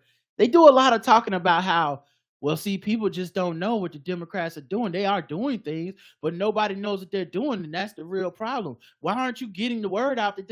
And I'm like, nigga, you're on the microphone talking to people. You could be telling your audience what is happening. I make a point on this show every once in a while to just highlight some shit like, hey, did you know medical debt is going to stop being counted as part of your credit score? Good. That's a fucking major thing that will help a lot of black people out specifically, because medical debt is one of the biggest albatrosses around black people's neck. Same thing with, they started counting your phone bill as part of your credit score, because there's black people that rent or have phone bills or whatever, that stuff doesn't get counted towards our credit score. We're the highest percentage of people renting, so there's stuff like that is definitely for and helping black people. Just because it wasn't called the blacks only bill doesn't mean it doesn't help black people. Right. And it's a shame that motherfuckers in positions that have huge platforms that know exactly what I'm talking about will go, I don't want to say that, because if I say that kind of shit, I'm now looked at as the Democrats bitch, and that's more important than the people to me. That's why I don't fuck with that whole, like, I'm for the people shit. If you're for the people, then it shouldn't matter if you have to look bad, quote unquote, for the people to tell the truth. You shouldn't. So, okay, some people going to not respect that you said Kamala Harris is actually out here doing a lot of stuff, and here's the last 5 events she did. Some people going to talk shit about you, but I thought it was about the people, not you. Sound like it's about you and your ego. Music Hoarder says, yep. And I said that. Guess who says sad part is black people will never see the tactics Dems use to get black votes. So it's just somebody called Guess Who that I guess wanted to troll us, because we'll never, that's the thing. We're so stupid as black people. We'll never see, guys. Only the white people understand what's going on in America. But you're smart. You get it. You figured it out. You know what the Dems are doing to get our black votes. You guys got it. Thank you for writing in, Jason Whitlock. We need everybody, Jason. We need all the listeners. Yeah, they out there selling us watermelon and fried chicken because we just don't know. We just stupid Negroes. We can't help ourselves. All right, let's go to break. I need to make some money.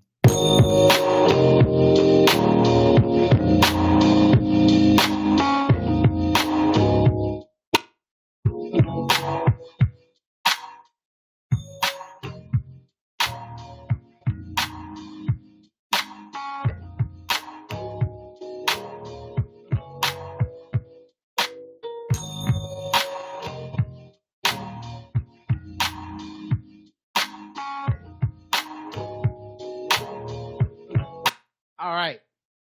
You know how we do, guys. Time to go to the next episode.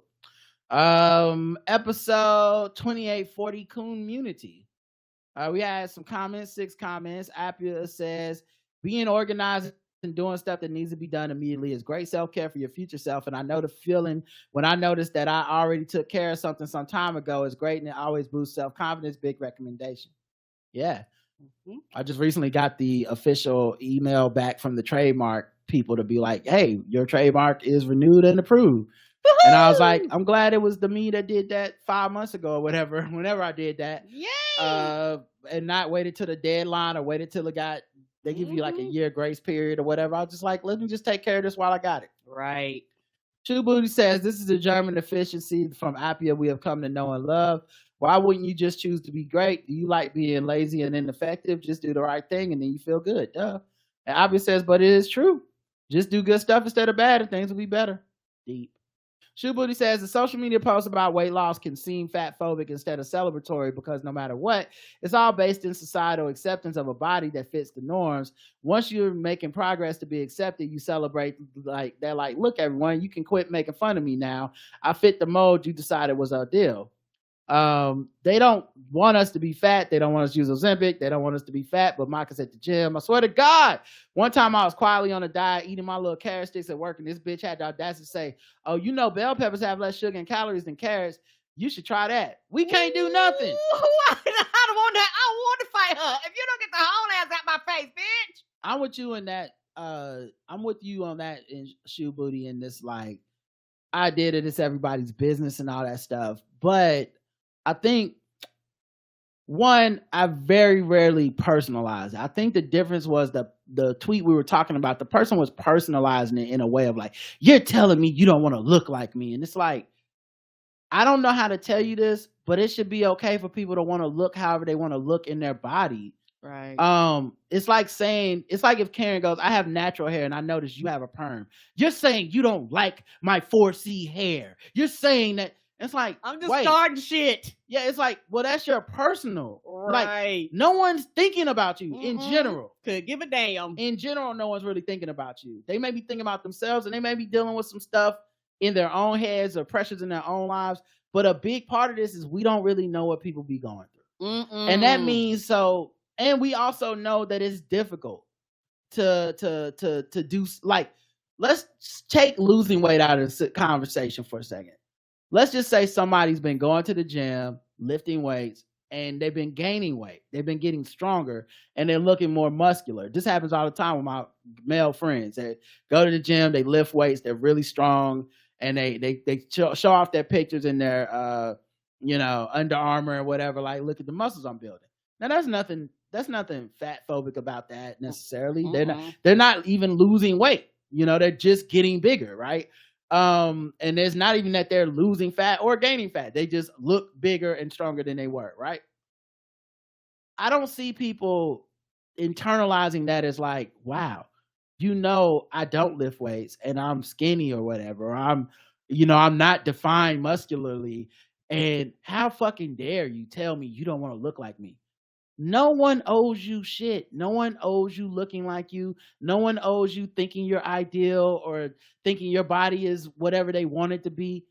And then at the same time, there's people out there that look at people's body and go, I wish that was me. That shit is not really about you. And at the end of the day, a doctor could have came to them and said, you need to start lifting weights because of this reason. Or, hey, you actually have arthritis and your bone structure is blank. And if you don't start lifting weights now, you're going to have to deal with that when you're 60. Right. They might be lifting weights. It have nothing to do with you. And the thing with social media is motherfuckers ain't posting the doctor's note. Nope. Motherfuckers ain't posting any motherfucking physical results.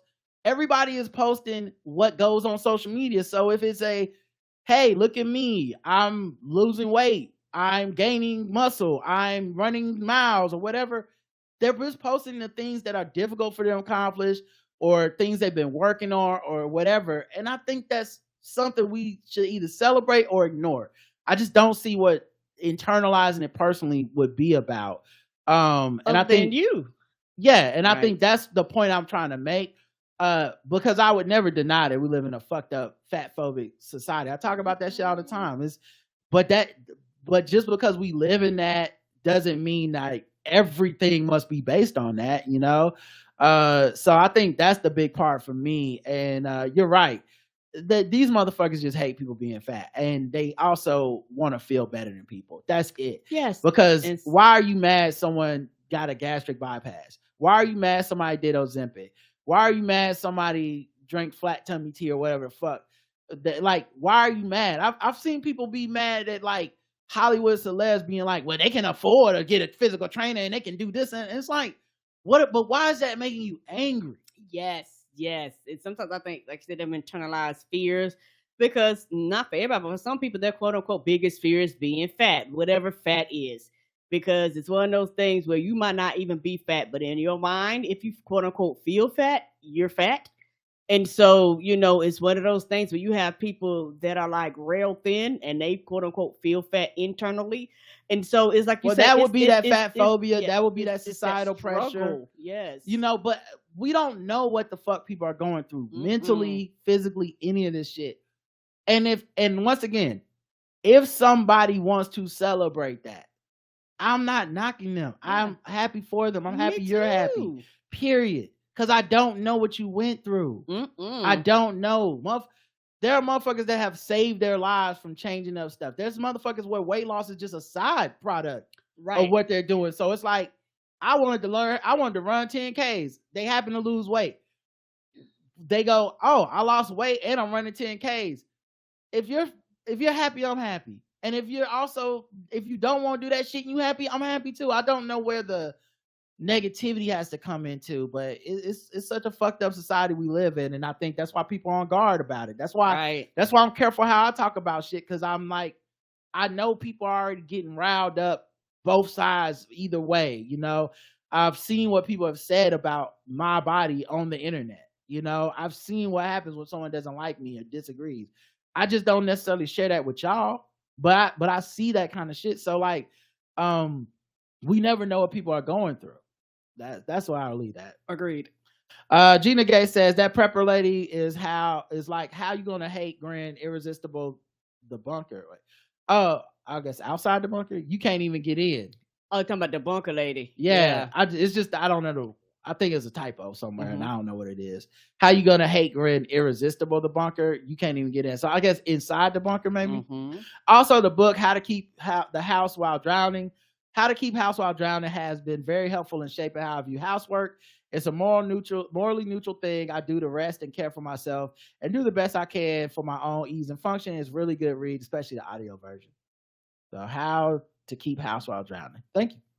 EVE says Keith Lee seems like a stand-up dude, and I think he did the right thing. I'm not posting the 6 reviews he didn't think were I'm not posting the 6 reviews he didn't think were constructive of the restaurant that got him sick, because no matter how many times he says he doesn't want people to harass restaurants on social media, people are nuts and they're going to harass the restaurants anyway. People are still clowning that restaurant in Atlanta. Yeah. And I think, despite what some people will say about that, he has to operate on the new reality that is now what people do with his reviews. Yes. So he can't just be like, well, I got to keep it real, because y'all will also wait when he does that and blame him and be like, why did you fuck this restaurant up? You knew people were going to harass them. Correct. The main people posting negative videos about Keith's visit to the Bay are non-black people who don't live in the area he visit, who don't see or don't care about the issues he discussed. Instead, they twisted what he said as he called out the whole Bay trash. And honestly, I think they did this to get clout off his name because it's so popular. They saw that as a way to get views. I didn't see any of those videos, but I imagine there's an entire TikTok ecosystem based off of Keith Lee. Yes. So there's got to be some people that just hate on him for the views. And people forget that he goes to the restaurants that people have recommended, and there have been a couple places that begged him to come, and they didn't get stellar reviews, and in turn attacked him. From what I can see, he's uplifting a lot of small businesses with his reviews, and I hope he keeps doing this thing. Yeah, I saw that example too, and I had a little bit of a back and forth with a friend over it, and I'm still to the conclusion, like, what the fuck do y'all want from this dude? Right. Because he seems to have learned from those things, and no one wants to give an allowance for that. And when it's the first time that it happens, there's an understanding I have for him that is like, well, you didn't know because you're kind of in the wild, wild west, and you're building the bridge as you're crossing it. So now you do know. How do you react now that you know? So once one of these people says, oh, Keith Lee, we love you, thanks for coming out, and then later on our social media is like, he didn't like our shit, fuck Keith Lee, fuck everybody, he ain't shit, then you're not allowed to take it personal. You're not allowed to go, well, you did ask me to come there, and you did say you wanted my honest opinion, and now you're shitting on me just because my honest opinion wasn't favorable. You're not allowed to do that, and especially with all those qualifiers he puts in every fucking thing, because he's so concerned about assholes. So yeah, I think people go hard on him for no reason. I do too, and my thing is, that's not funny, it's nothing but his personal opinion. At the end of the day, you either like it or you don't. And because he's so popular and people go, well, you're out here, I'm allowed to give you my opinion, which is a true statement. Mhm. And he has to learn how to react and adjust to hundreds, possibly million different fucking opinions, y'all. And it's one of those things, whatever he does, somebody somewhere ain't gonna like it. Just like whatever you do, whatever decision you make in your normal everyday life, somebody somewhere ain't gonna like that shit. On YouTube, someone just said at the 36-minute mark, a bunch of laughing emojis, and I imagine it's the ABC store part. And then Aisha says, feelings aren't facts is great for merch. Maybe I'll put it on a shirt, you know. And then the poll, should Keith Lee have published his reviews of Bay Area restaurants? 33% yes, 66% no. And on Spotify's closer, 44% yes, 56% no. So it's still pretty controversial, but I think more people are leaning no, and I think no is the right thing. Right, because like I said, as somebody who's a fan of his, no. You know, because like he say, the thing is, from my understanding, his purpose was to uplift and boost these restaurants. Like that's the whole purpose. The purpose was not to tear them down. The purpose was not to have people attack. Like that was, I personally think that was not his goal. So, you know, if he does something that he doesn't feel comfortable with putting it out, he is the one to determine that. I think his purpose was to give honest reviews of these restaurants, and it turned into uplifting and helping people and stuff like that do a good job, blah, blah, blah. I don't think he anticipated the punitive version, like the downside of that at first. I can see that. And I think now after Atlanta, it's no way that he can't see the downside. And I think he understands that there's a cost to it for his reputation and his brand when he does that. Mm-hmm. And so if you're gonna just trash a whole area, or you go and you have 6 bad experiences or whatever, you just can't put it out, because it will just turn him into like this. It will turn him into like the monster that people are trying to say he is already. Right. Then the Q&A is, we are officially opting out of the ABC store debate. Keenan says, random thought, is the banter segment just random thoughts rebranded? Can we go back? I like that song. Tell me what's on your mind. No, you can't go back. No, it's our show. We do what we want. But and if we do, it evolve into something else. We ebbs and flows. Yeah, it's not the same as random thoughts. Don't try to stop trying to get behind the scenes. Lacey says, trying to get into the production meeting room. Right. And Lacey says, ABC store debates should be people debating their favorite drink while drinking them. Alicia says, that awkward moment at the beginning of ABC News store story had me dying laughing. I instantly vividly imagined me and my brother in that situation. I rewound it so many times. Yatunde says, Karen, ma'am, the way I cackled at ABC store, ma'am. Raphael says, my mind was like, the fuck are you talking about, right? That's why I was so confused over here. Like, that don't make sense. Raphael says, I hereby start the petition for all GOP debates to be at ABC stores. I'll watch it too. Anyway, put it on a t-shirt or something before I start a hustle with it. Kisha says, maybe you can be the official podcast sponsors of the ABC store debates. I'll never be associated with Republicans. Tiffany says, I'm in. Not unless the other ABC store now. I don't know now. Tiffany said, wait, the other ABC store? What does that mean? You said ABC debate. You said you never did Republican. I said, now listen, the other ABC store, the liquor store. That's what they're saying. They're saying maybe we could be the official podcast sponsors of the ABC store debates. Oh, they're responding to my comment. We officially are opting out of the ABC store debate.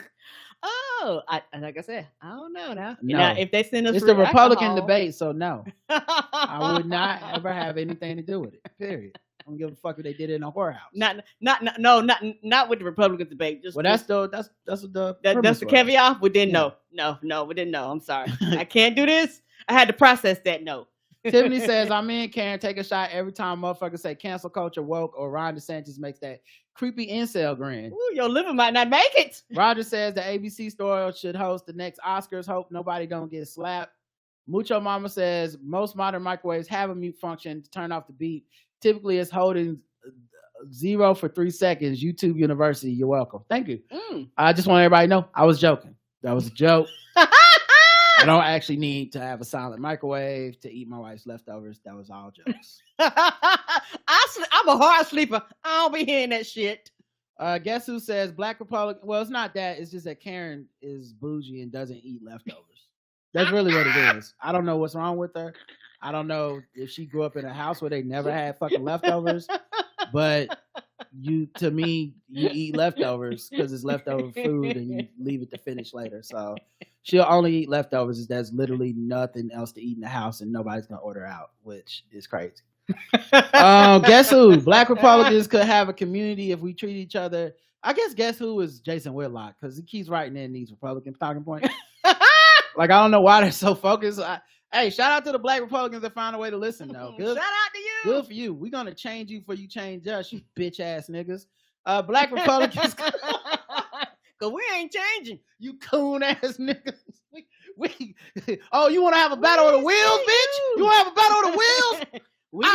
I down this Democratic plantation. Okay, I'll let Master Joe Biden whip my back and change my name to Toby before your ass do. You'll never win. You'll never take me away from Master Biden. Black Republicans could have a community if we treat each other as a community. It's okay to have differences, but to listen and see each other can never come into fruition. Well, when a lot of your differences are rooted in like people's humanity, like gay people they can't get married and women can't have the right to have an abortion, and trans people shouldn't exist, and if you're not from America, blah blah blah. Like, a lot of these differences ain't if we could just learn to see past them. You're literally choosing not to see past them. So you're talking about people's rights, man. I don't know how y'all do it over there, but it's definitely not for me. Whatever y'all doing over there, it's just too. I'm sorry. I don't know how to do it. Okay. I don't know what's so hilarious. Oh, I know. You're a coon. But appreciate you writing in, Jason Whitlock. We'll see you next week. And then that's it for these episodes. Let's get into the voicemails.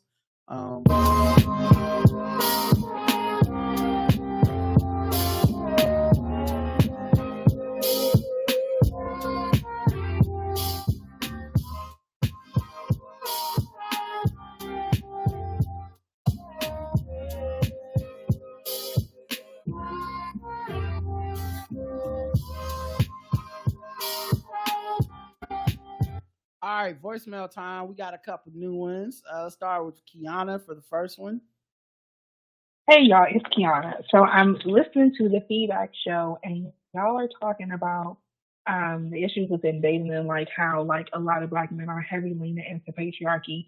And I remember listening to I was listening to Jill Scott's podcast, and Asia from the singing group Kindred is on the show, and she was just saying how like when we talk about submission or like submission relationships, when we talk about submission, that's generally the way we talk about like submitting to God, whoever that God might be for you, right?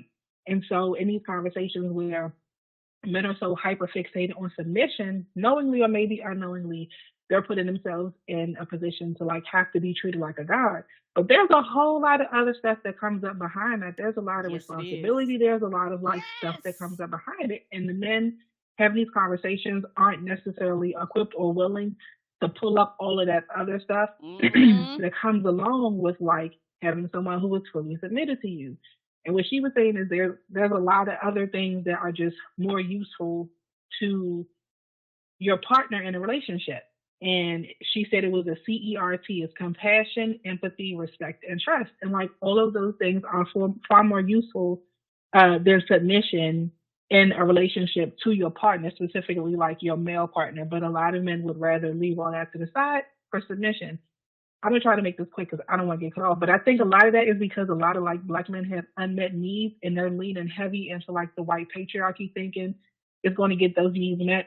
It's never going to get those needs met because white patriarchy does not care about Black men. And I think when y'all, as you know, as a whole, are able to really grasp that, I think that maybe like the conversation can shift a little bit away from like submission to true partnership. So that's it. I hope y'all have a great night. Love y'all. Bye. You were spitting. Yeah, and also it's one of those things where it's a lot more behind that. Basically, submit to each other, but men only hear why I submit to your husband, and they yada yada yada yada yada past everything else kind of behind that phrase. And also, in that quote unquote part, respect your spouse, honor your spouse, love your spouse, like, your significant other is part of that. You okay with that?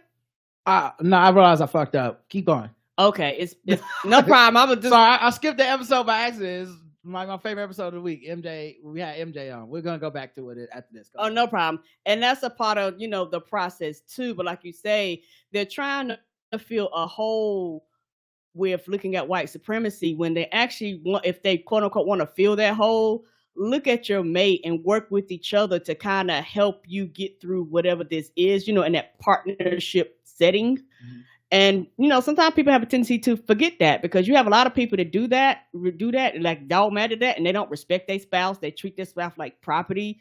They treat their children like property. They're terrible men. They don't want to be responsible, because this is the thing, particularly with men that quote unquote really, really harp on being a head of the household, type of thing, in that mentality. Well, head of the household is more than I tell you what to fucking do. And a lot of men, that's it.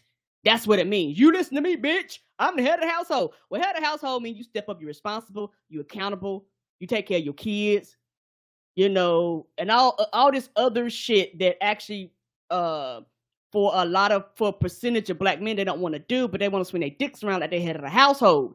Well, if you're head of the household and you have children and you're no longer with that baby's mother, you need to be quote unquote responsible man and pay child support and help take care of the kids, even though y'all might not be together. That's quote unquote part of manhood and growing up and being accountable and responsible too. And there are men that do this, but there are percentage that don't. And those men affect the children and the generations after them and things like that. And, it's one of those things where when you get down to the bottom of it, I do agree with what she's saying. There's more to it than I am just here as a quote unquote placeholder to boss everybody around. It's a lot deeper than that. And also, if you want your spouse or significant other to respect you, there are things that you have to do, and you have to grow up, and and to fill those shoes. And that's not an easy task for anybody to do. But if these are your tradition and these are the things you believe in, sometimes you have to grow a backbone to do these things. And it's hard to be an adult, and it's hard to be accountable and responsible for other people. It's not an easy task, but the burden would not be so hard if you did it as a unit, because two is better than one at any day. And the thing is also with partnerships, sometimes I'm going to lead, sometimes you're going to lead, but they always think about it as them being the only leader, versus sometimes allowing their spouse to lead and they follow too, which is also a part of that, partnership thing. I would say also that the men say the submission thing, like a woman should submit to her husband, and they do all that with the Bible, and they try to couch it in like religiosity and all this stuff. And I think what can't really be avoided on that is that scripture also says something about how you should, treat your wife as if she, like, how God supposedly treats the earth and whatnot. Like, it's not just a, hey, you can just come here and I'm God and you just do what the fuck I tell you to do. It's like supposed to be a reciprocal thing where it's like, and I'm going to love you and I'm going to treat you the way that I'm supposed to, as, God is supposed to, because that's the right thing to do. And so the way that God is supposed to have this unmitigated love for humanity and for his people and for the earth, you're supposed to have that for your wife. So they're not even holding up their side of the bargain when it comes to this submission situation, and saying like, well, this is what it has to be about. You have to submit to your husband. They're just saying, do what the fuck I say, bitch. Like there's no actual There's no action behind those words. yeah, there's no actual like submission that's happening in a way that makes any level of fucking sense. So I think for a lot of people, they pick up on that, and it's not worth it to them, to a lot of women now, to even get married, because a lot of the stuff that we're seeing from people is so biased and so fucked up that it's like, why would I even want to be with somebody like that? So I think that's a huge part of it. But just in general, if you believe in this patriarchal shit, you can't believe in it halfway. And if men were holding up their side of the patriarchal equation, which many black men are simply not able to because of racism, discrimination, and whatnot, because it's never been for us. But if we were holding up our side of the equation, you would find a lot of women willing to submit to that. You know who submits to that all the time? White women. Why? Because America's racial privilege and all that shit has kept enough white men, not a lot, but it's kept enough white men in positions of authority and economic stability to their family to allow them to go, I do believe in this bullshit. Yeah, I'm gonna lose the right to have an abortion, but I believe in this bullshit. I'm gonna vote for this bullshit. I'm gonna support my man in this bullshit because I feel like I'll be protected in this. That's why you have white women that are much more conservative than other demographics of women, because they feel protected by that patriarchy. Black women ain't never been protected by that patriarchy in mass ever in America, and they never will be. So you're asking women to believe in something you can't provide and that doesn't really exist for them anyway. So of course you're gonna end up in these fucking gender wars and these dumbass discussions, because like, who the fuck is dumb enough to fall for that shit? Now, and honestly, black women, while they add so much to life and they're beautiful and strong and supportive and all the other adjectives that y'all say before y'all call them queen and all that shit. I'm not saying those things aren't true, but it normally is led by like, followed up by some bullshit. But the point being, like, while they are all those things, they do not control America.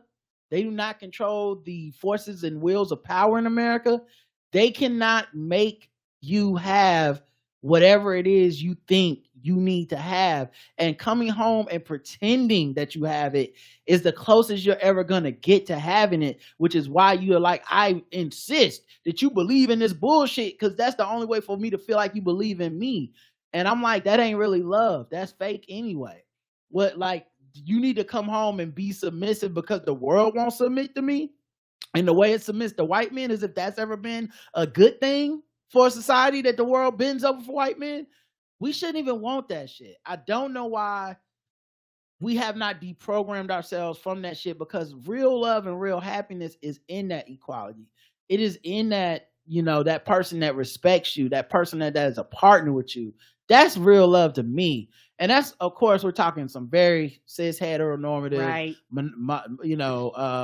I forget when it's just one relationship, but you know what monogamous. I mean? Monogamous. We're talking in those things, but even in a partnership, that even if it was 12 people you were dating, the idea of equality and partnership is strong. That's the thing that gets you through this power struggle, this kindergarten bullshit of like the man is in charge. This women eat salad, men eat steak.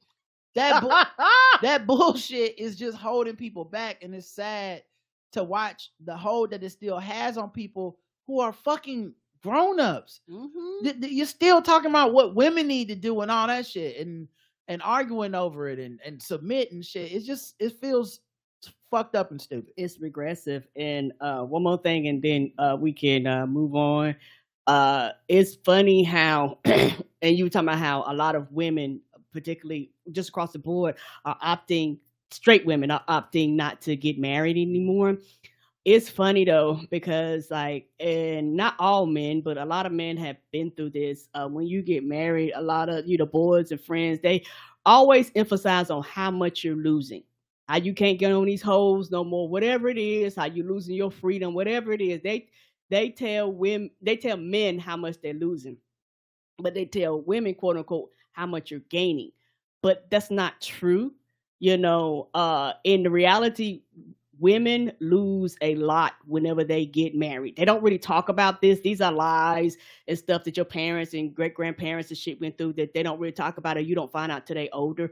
A lot of women lose a lot of freedoms. A lot of women lose a lot of rights. A lot of women, they basically have and I'm not trying to be funny, I'm talking about straight relationships, and every household is different. But for a lot of women, they've been through this. I've talked to enough of them, y'all. They basically have somebody that now they have to, quote unquote, take care of as a child because they're not mature. Then they have children. Now I got to take care of my children and, quote unquote, take care of you too. They are doing all of the housework, even though they worked all day, just like you have. They have to come home. They got to cook. They got to clean. They got to rear the children. They got to do all these things. They're losing out on a lot of their lives. They're delaying a lot of their hopes and dreams and aspirations a lot of the times because, society tells you to, quote unquote, put family first, put family first, put family first, put family first. But they don't ever tell men to put family first, put family first, put family first. It's always, men can literally just do whatever the fuck they want to. And, they always ask, where's your mom? They never ask, where's your dad? Dads can go off and work 60 hours, 125 hours a week. Nobody asks him how is this impacting your household. Women work that hard. They always ask you, how's that impacting your household? Well, also, that's part of patriarchy too, though. Correct. That's part of it too, because then the idea becomes, and this is why it's stupid. Yes. Because the idea becomes like, that is being a good father. You're willing to work 100 hours a week for your family. What a good man you must be. What a good dad you must be. Because the idea of like being around your kid, hanging out with them, doing the labor of the household, those are not manly things. So you could do those things and it might make you a good partner at home and contribute to less stress in your house, blah, blah, blah. But that ain't how men are supposed to do it. Men are supposed to work hard as fuck out the house and sacrifice everything and come home disgruntled and all this shit. And I think also what I keep thinking emotionally is that black men that talk like that are looking to get something from black women that they can't get from the world, which is a submission, appliancy. Mm-hmm. And I don't mean appliance, but appliancy. Mm-hmm. They're looking to get that. And I'm telling you, it won't replace anything. It won't matter because the world is still going to be worlding out there, and having somebody in the house that's delusional about it is not helpful. I've always thought what was beautiful about being with a black woman, about black women in general and black people, is that there is a shared experience that adds to the partnership. Mm-hmm. There's an understanding of like, I know what you're up against when you leave this house. And I'm not saying that to denigrate anybody that's not in a relationship with a black woman, but just that, to me, that's one of the appealing things is like, I ain't got to explain that. I don't need you to believe me. And so I've just never been covetous of this idea of like, I need a woman that I can run like a kid or whatever. So I don't, but yeah, I think a lot of those conversations are geared towards that, and they're not progressive, and they're fucked up. And there are people, I'm sure, that are living very patriarchal existences. I'm not even saying I'm not really knocking that, because I still feel like if it's two consenting adults, agreed, and y'all motherfuckers, listen, I'm a kept woman and he do this, that, and the other, fine. I don't give a fuck. Like, it's just when we start talking in generalities and giving advice and telling people what we need to do this and concentrating on that, you need to go to therapy and think, why do you need that? Why you need a woman to submit to you? Right. What does that say about you? What does that say about the woman you would want to be with? And why is that the problem? They ain't submitting. And what are you doing to hold up your end of the bargain? If some woman is willing to submit to you, quote unquote, is she submitting to you and you taking care of every fucking thing in the house? Or like, is that even like, are you putting her first and foremost in all this shit? Or you just mean like, don't get an attitude when you see me texting with some other bitch? Like, what does submission mean for you in the first fucking place? Right. And also, it's just one of those things where, because we're just talking in generality, but also it's just one of those things. That's why for a lot of people, they go into marriage with all these things happening and they think something's weird or wrong, or you're the weirdo when you go, I like my mate. I love my significant other. I like spending time around them.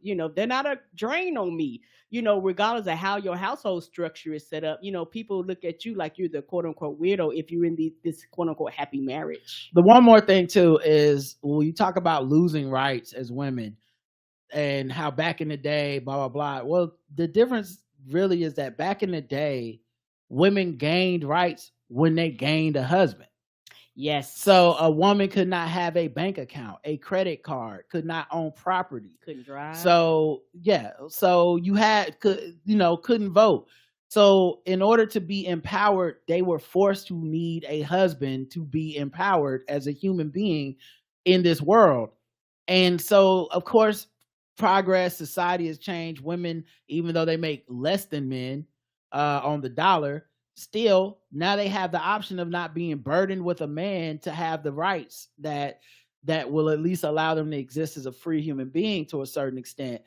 And now the proposition of marriage is no longer about it's either this or die a 26-year-old old maid, right? So now you got women out here like, why the fuck do I want to take care of another person? Why the fuck do I want to split bills? Why the fuck do I want to take on debt? Why the fuck do I want to deal with infidelity? Why the fuck do I want to deal with having a kid if I don't want to have a kid yet?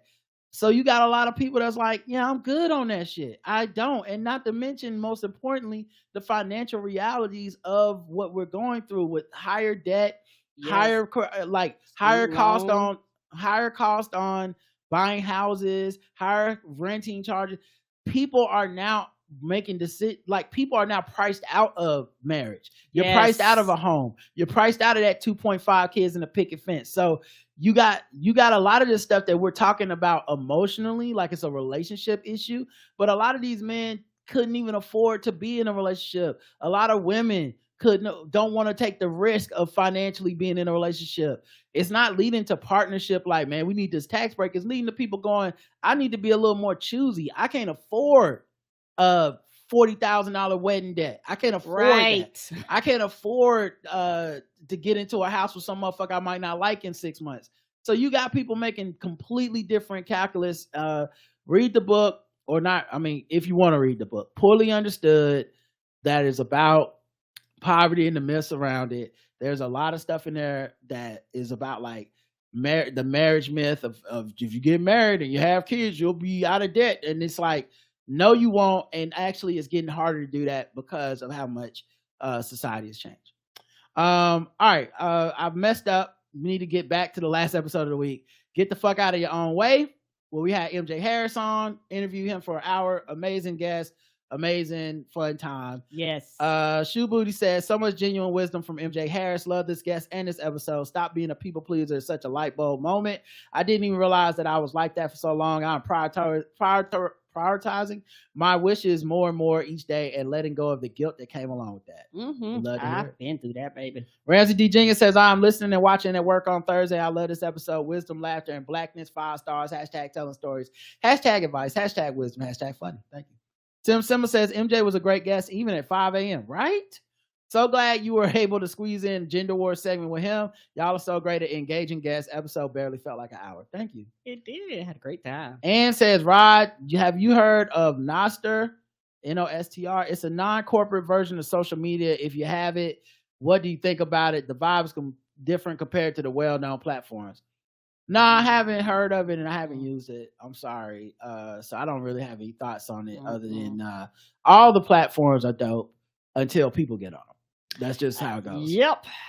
So like the more popular, once it gets popular, that's when the assholes come. Same thing happened with Clubhouse. Clubhouse was dope for a couple weeks or whatever, however long. Then they opened it up to everybody. And I'm not trying to sound like an elitist. I just think less people is easier to, it's more like the original social media, more in depth, more honesty, blah, blah, blah. Once open it. Yeah, once it's open to everybody, you get a certain type of influencer, a certain type of person that comes there.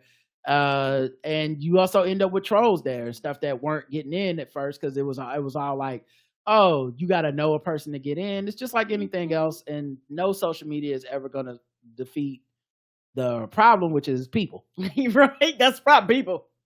Evie says, great guest. I'll definitely check out MJ's book. That Gender Wars is one I've been seeing all over social media. I think it's wild to expect someone who hasn't already agreed to treat you to pay for your meal, especially in a large group. I've been in a situation where I went out in a group and everyone was ordering normally, and one person ordered 3 drinks, 2 appetizers, and they didn't share, and one of the most expensive items on the menu and dessert. When the check comes, she was the main person who wanted to split the bill evenly. We all got separate checks because the math wasn't math, and because her bill alone was a couple $100s and she didn't have it. She expected all us to chip in and help her pay her bill. I don't remember what ended up happening, but I paid my own check and left. If people have nothing else, they will always have the audacity. Right? Damn, that's a nightmare story. I can't believe somebody tried that shit. That's crazy. Wow. Wow. Right? People exist like that? Apparently they do. Like I said, I leave the house. I always got enough for me, for sure. Me and whoever, like me and Karen, I got us for sure. Sayada on Twitter, Sayida says, can't wait to get this book. And my mom says, I love him. He is such a funny, authentic person. I enjoyed the show. Thank you, Mom. And then let's check the interactions on Spotify. Oh, yeah. Okay. So we got the poll first. The poll was, have you ever lived outside of the country you were born in? 33% yes, 67% no. That's still pretty high, I think. Yeah, most Americans, no, because most Americans don't have passports to actually even leave outside of the country. Mm-hmm. Well, northern people that just live in America listen to us, so it's. I thought that was pretty cool. On Spotify, 24% yes, 75% no. Still majority no for both. And in the Q&A, thanks for listening. Ignacio says, MJ is here in Bangkok. Welcome, brother. Been here for 17 years and a fan of his wonderful podcast, 12 plus years now. Shout out to Ryder Karen. I'm keeping your numbers up here, fam. Thank you. Oh, thank you, baby. Aaron says, oh my God, I just had a dream where I had to write an argumentative paper on why I thought gender wars were pointless, and I used y'all as a source. Good for you, Aaron. We appreciate your dreams. Okay, we just trying to help you. help you figure it out. Help you write that dissertation of your dreams, a dream dissertation. All right, last segment, emails.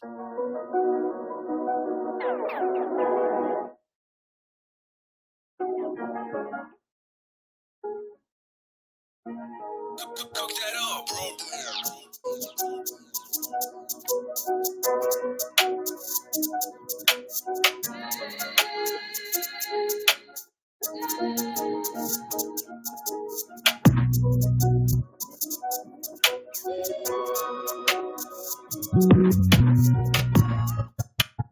All right. Emails. Chriselle wrote in to say that most microwaves have a silent mode. Thank you. Jesse wrote in, and I made this to show art. But Jesse says, thank you, illustrations. Hi, Rod and Karen. I've been a loyal listener to Blackout Tips for 8 years now as an artist and illustrator. I wanted to show my gratitude by creating emoji illustrations for both of you. Your podcast has been a source of comfort and inspiration for me during tough times. Karen, you often encourage people with talent to share their work with the world. Yes. And that's why I've been doing lately. I made a few versions in different formats. Hope you enjoy the illustrations. And I don't know why it's not on this email, but Jesse's website is 623productions.com. So thank you, Jesse. And I'll see if I can pull up the illustrations for us to look at here. I know they were in zip files, but I think I can show them to people. Okay. All right. So I think I can show them. Let me see if I can put it on my screen for everybody. Okay. I thought these were so cool. So that's Jesse's website. And there's a drawing of Jesse. Oh. And then this is the art. Let me see if it'll come up. Oh, it just says copy file name. What? No, show me the damn picture. What? Okay, so all right, that's not gonna work. All right, well, there's another way, I'm sure. Just give me a second, I'll pull it up. It's not cooperating with you. Yeah, this is just the boom boom. I think if I do it, go another route. Yeah, I think. Let's see. Okay, so I put in a folder. Okay, all right. Let me see if it'll let me show y'all what's in a folder. Oh wait, I know what I do. Okay, I know it. I'm sorry, guys. Are This you is on the fly. good? All right, I Good. think I can Live share it. podcasting, y'all. I think I can share it this way. All right. Okay. Screen. Boom. Photos. Boom. Okay, so that's Karen's emoji. Says, oh no, like Macaulay Culkin, and there's different versions of it. And then mine is me going with my glass going at any rate. So I'm very thoughtful, and I do say stuff like that a lot. So I was thinking about that the other day. I was like, what would my catchphrases be? So yeah, we can put these on some t-shirts. I got permission from Jesse. He's like, you might use this show art, put it in our store and stuff like that. People get them on mugs or whatever. Mm-hmm. And I know people love that. Oh no. So we'll definitely do that. And thank you so much, Jesse. You're very talented. Thank and, you. Yay. Show we your appreciate work. you. And it's 623productions.com. You know, look, man, we have a lot of talented people that listen to the show, that spread love. And a lot of times the beats we get, the art that we get, all that type of stuff is straight from y'all. So thank you. Thank you. Jeff Wright said, would love to hear you guys banter on this. Hi, Rod and Karen. As always, love what you do. Just wonder what you think of this laughable piece that just popped up on Yahoo. And it's how misconduct allegations against Fannie Willis could impact their prosecution of Trump. I haven't followed this that closely. I know I'm basically gonna listen to what sisters-in-law say about it, and I think I'm a week behind on sisters-in-law. But it might be sloppy, but it doesn't seem like it's illegal or has any effect on the prosecution if she did indeed fuck this nigga. And I've seen people say like, this a fine ass dude, blah blah. I would, there's a bunch of like, I let him fuck or whatever. I'm like, that kind of don't have nothing to do with this. But unless it's gonna jeopardize the case against Trump, which I don't know that it's been proven that it would, I don't see maybe I'm missing something and there's just like another big thing out there that I don't know about, but it seems like one of the Republican defendants is kind of just throwing shit at the wall, hoping something sticks. Right. And it's just like, well, maybe she was fucking this dude. Like, that's kind of the thing. Now, look, she did go to, like, she was in a church or something testifying or talking, and I saw the video of her talking about it, and that was funny to me. Because she didn't say she didn't fuck this dude. I'm sorry. But that shit was so funny because it was like she talked about everything, but she's like, they are attacking people who are qualified. And I was like, if you didn't, wouldn't the easiest way to squash it just to be like, hey, we didn't smash, we weren't romantically involved. I don't know what the fuck y'all talking about. But if you did, and you don't want to lie on record and fuck up the whole case, then I would just be out there like, he's a good man, Savannah. Like, I also wouldn't fuck up the case by lying. Me either.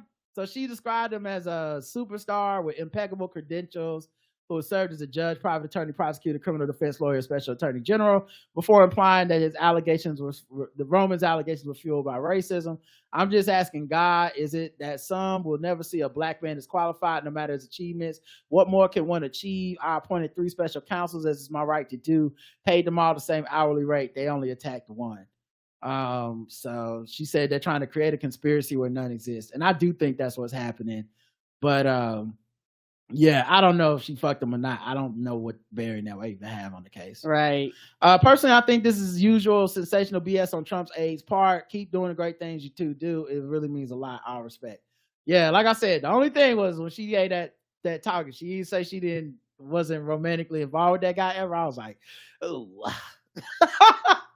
Kind of was hoping she just come to the podium and be like, I did not fuck that man. Y'all need to stop with these lies. But she was like, listen, he's a good man, okay? Y'all need to leave him alone. I was like, oh, all right, well, shit. Stranger things have happened. Yes, they have. Okay. Maybe he's a good brother. And it's not that many good brothers out there. I don't know. You never know. It is Atlanta. Celeste says, hi, Rod and Karen. Hope you both are well. Karen, I love doing the smoothies too. It's a little harder in the winter, but I still try to get in like after a workout. have you experimented with different protein powders? Have you ever done a full juice cleanse? I haven't yet, but hearing you talk about doing the prep ahead of time makes me consider doing that just to be prepared. No, I haven't done a juice cleanse yet. That's something that I've also kind of been, thinking about, kind of getting into and kind of getting more of that stuff in your system, boost your energy and all that type of stuff. I made Roderick one this morning. I didn't make his as strong as I made mine. I make mine because I like mine a little stronger, quote unquote, like more apple cider vinegar and things like that. But I just want to get used to it and get things in my system and things like that. But the prepping ahead of time actually saves a lot of time. Just freeze that shit, and if you got a juicer, but you don't have to juice, you can just get you a real good blender and blend that shit up. And I could take it strong. I actually prefer a little more apple cider vinegar. I wasn't gonna say nothing. I just thought you drink them weak. Okay. I'll make it stronger next time. I like a little hair on my chest. Sometimes I just drink a straight up shot of apple cider vinegar. Just to, Karen, go ahead, go hard. Karen, not sure if you know about the Black Girls Run Club. Black Girls Run, an organization that 2 Black women started to focus on health and movement and connection for us. There are chapters all over in all levels of fitness. I joined locally in 2013 when I was trying to get a personal goal of running a 5K. The sisterhood and support has been great. And fast forward to now, I've done half marathons, 10 milers, and 10Ks or more. I wanted to say I appreciate this episode, how you both really, again, broke down the stakes of the moment we're in. I think what also may be impacting the feelings, make it facts situation is how psychological health and perception of the history, the overt ways that what white supremacy is seeking to suppress true history is happening. And truth be told, it already happened for many of us. That's why some younger people seem so disconnected from the impact of the recent past, even from the elders of their family. When I was going to school, textbooks gave that 2 paragraphs of slavery, the MLK, and that was it. It was my family and community that took over the education of what really happened, even telling some painful things. I was very blessed. Agreed. Same here. Yeah, because a lot of people like me didn't go through that. And not trying to be funny, sometimes it can be very frustrating interacting with Black people that have now, and they might not consider this a privilege, but they have the privilege of Black folks around them. But like, I'm going to tell you the truth. Read these goddamn books. That's a privilege. To kind of have somebody that's like, hey, dog, what we're not going to do is lose this history. Here are books. Here's the truth. Let me tell you about these white folks. Let me tell you how fucked up it is. You're not going to walk out there blind. And like I said, maybe it's my internal insecurities, but it's one of those things where, I feel like, well, I didn't have that. Is there something wrong with me, for not having that? But it's not. Different people are just raised differently, and different people come to the understanding of these things at different points and different times in their lives. Like, you realize these things exist, but it's not till you get much older that you realize I know for me personally, you realize the impact of things, and then you start going and reading about Tulsa, Oklahoma, and reading about these other things and educating yourself and learning these things. And for a lot of Black people like me, sometimes I feel cheated, where I felt like I wish I would have learned these things at an earlier age versus me coming upon these things as I got older. And also, yes, I have heard about the Black Girl Run thing. I haven't joined or anything like that, but I have heard about it. One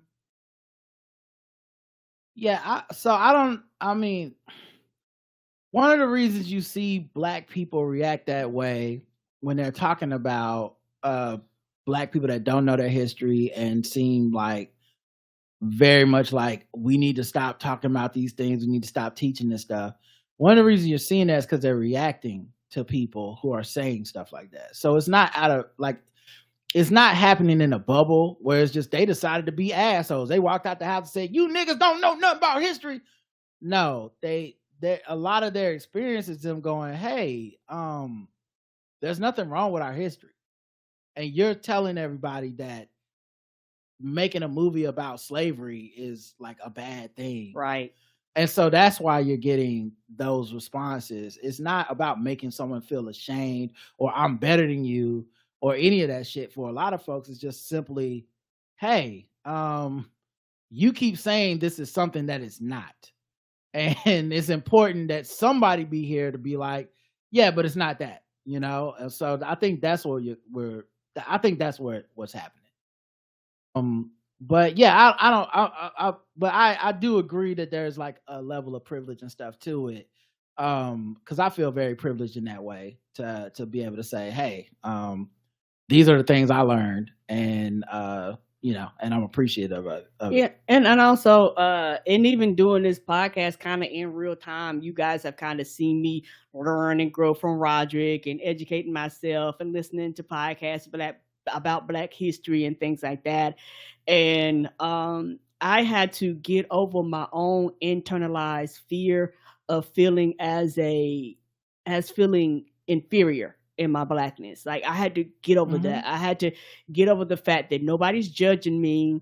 Nobody's saying I'm a bad Black person. Nobody's saying I'm less than. My Black experience is my Black experience. However that Black experience may be, it's mine, and I'm Black and I'm here in America. So it is my Black experience. Yeah, it's just a lot of it is like, I mean, not, and I'm not being a dick, but it's like, is this happening to you? Because there's times where like you would go on a rant or something. I'm like, no one did that to you.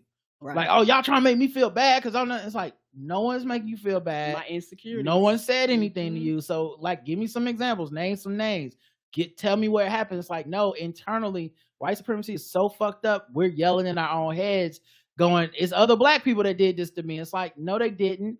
Black people, even the ones that work in those areas, are some of the most understanding, if not the only understanding people. Yes. When it comes to they the trauma want you of that, to learn. They but want when you it to comes, know. hold on, please. When it comes to the trauma of that history and understanding the psychological impact of learning, they're like some of the only motherfuckers who are like, no, it's not just facts on a sheet of paper, it's people. It's not just history, it's our family history, it's our generational history, it's our traumatic history. Like, so when they touch these things, when they teach these things, there's a finesse to them, there's a concern, there's a caring to them, and that work should not be erased or just demagogued into like, these niggas love trauma, which I'm not saying you're doing, right? But which is the way a lot of this stuff is framed on social media, is like this idea like these Black people just love some trauma. And it's like, no, that's not what's happening. And shame on people for trying to promote that. Right. And also, like I said, my own personal insecurities, I just felt stupid. And not trying to be funny, when people feel stupid, everybody don't respond really well to quote unquote feeling stupid, even if that's not what they're saying, but that's how you quote unquote perceive it. Feelings, not facts. Correct. So I had to work through those things. And you're not alone. There's a lot of people that feel that way. And the thing about feeling stupid is you can learn. Correct. Everybody starts at not knowing stuff, and then you learn about the thing, and then you know it. So, a lot of people get stuck in that cycle of like, well, I don't know it, and I'm never gonna learn. It's like, well, but if you learn, then you won't feel the shame of not learning. Yeah, yes. And also one of those things, you brought up a good point. You go, the people that are in these fields, the people that know these facts, the people that have spent their lives work dedicated to these things, like you said, a lot of them are the most caring and concerned people, because they go, we don't want this to die. We understand that you might not know. We're not judging you. We're not coming from a place of condemnation. We're like, hey, it's okay. It's all right. We'll help you work through this, because the more you know, not trying to be funny, the better you can understand this internal rage that you have, or situations like things that you've been kind of picking up since you were a child. And for the first time, sometimes like I'm older and I realize, oh, I was not crazy. I was not a lunatic. I just didn't have the words, nor could I understand these things. I didn't understand that some of the things that happened when I was a child is repeating now. And it's a reason why. And a lot of that is educating myself and understanding those things. That's why for some things now, I'm kind of on the other side. I'm very dogmatic about, no, people need to learn these things. These things do exist. It's okay if you don't know. Everybody starts from somewhere, when it comes to these things. You don't know what you don't know, and that's all right. All right, let's get to the rest of it. She says, I don't think that people make the connection of not wanting trauma porn to not necessarily being as psychologically healthy and not being able to know how to sort out politics, policy, civics, etc. Having a full experience and expression of emotion, including what is perceived as negative, is psychologically healthy.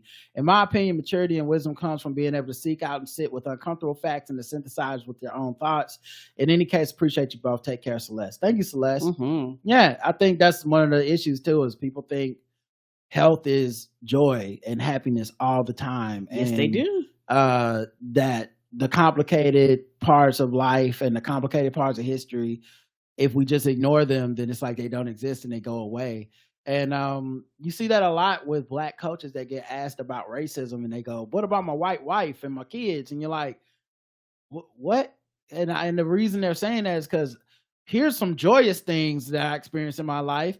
So is racism really something I should be concentrating on? It's like, you can't just run to joy to avoid what the fuck reality is, you know? But yeah, people do it all the time, but it don't change reality. Nope. John says, "Good morning, Rod and Karen. Just curious, has Joy-Ann Reid always been like this? I've only been following her since she started at MSNBC maybe 8 years ago, but my impression was that she was always pretty reasonable and much more on a Melissa Harris Perry than a Brianna Joy Gray. And yes, I could tell them all apart, just to cut you off from that joke. Ha ha. Reid has always had fair criticisms of Dems, which is fine, but it seemed like she's really leaning to the practice of letting people come on and say kind of ridiculous shit about the Dems and Garland in the past year or so. I guess the easy attention, ratings, and clicks are just too hard to resist. It's sad because for a while she was one of my faves on that network. Just stay safe, John." On the Native Land podcast, we listened to Tiffany Cross, and she was a big advocate for Joy Reid, and her and Angela Rod said she a real one, blah blah blah. I hear what they saying, but here's the thing: they got rid of Tiffany Cross supposedly, but according to Tiffany, because she was a little bit too down for black people, and she called out racism a little too overtly, and she didn't give a fuck, and she stood on that and ended up losing her job. Okay, well, we know we know that the management of MSNBC has changed hands. We know that the goals of MSNBC have become about trying to be a more centrist network, trying to be a little more kinder to conservatives. And part of being kind to conservatives looks a lot like criticizing Democrats all the time, or even if it's unfair, and being like, these Democrats ain't shit either. Because conservatives will tune in for that. Well, supposedly, I don't think they're going to tune in because they're getting fed so well at Fox and OAN. Why the fuck would they come eat Diet Coke at MSNBC? Right. You're catering towards an audience that's not there. Yeah. So I think it's ultimately a fool's errand, but because they won't lean into their brand. But the point being, like, I think that's, regardless of her being a stand-up, down person, blah, blah, end of the day, I'm sure that the people that at that network are happy that she's criticizing those Democrats in those ways, because at the end of the day, that does make it seem like we're just we just call them like we see them. Okay, we sometimes Republicans have good ideas, sometimes Democrats have bad ideas, and we don't, you know, and it works too. I mean, it helps you go viral. It helps, you know, with the brass in the offices that are like, this is our mission statement, and Joy, you're out there doing the Lord's work. You know, it's why Bill Maher has a fucking, you know, both sides ism every fucking week, and it goes viral every Saturday morning. Like, there's something to being the people that antagonize the Democrats, because the Democrats are like the moms that stay and raise the kids after the divorce, and it's like, bitch, everything your fault.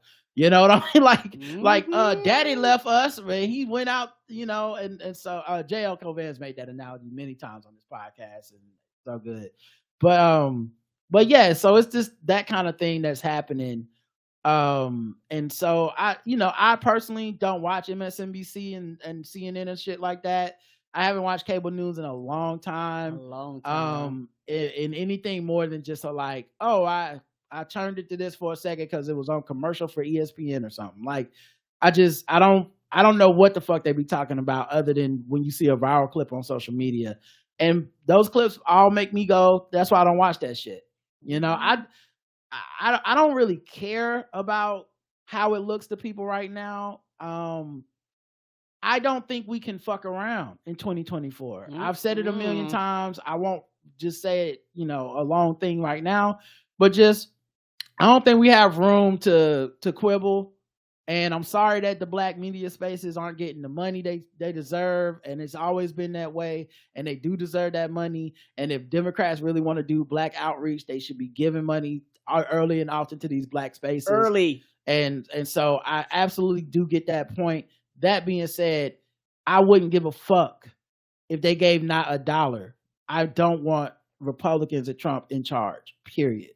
And while that might not be good enough for some folks, it's fucking good enough for me. And me too. And that's what the fuck we on over here. And if you're waiting for us to break and change our minds, it's not gonna happen. It's so yeah, it's not gonna it's happen. that dire to me, and it's that and I'm that pragmatic. I just, you know, it's like, well, bad shit is happening too. Yeah, bad shit always happens. Always. And it's gonna keep happening no matter who the fuck is in charge. You can't stop everything. You're not Superman. But at the end of the day, I like less bad shit to happen. I like people in charge that would do less bad than someone being in charge of does worse. And the idea that doesn't matter is fucking insanity to me. Right. You know, and also it's a big picture versus small picture. Yes, there's wars. Yes, there's all these other things going on. And those things are important also. But if you want a lot of these things to change, you actually need somebody in the White House that you can hold accountable for these things versus somebody that's going to be like, well, fuck it, that's their problem. Or somebody that's fucking going to throw gasoline on the fire. Like, that shit matters to me also. Yeah. All right, y'all. That's it for this episode. We'll be back. Thanks for listening, everybody. Until next time, I love you. I love you too. Mwah.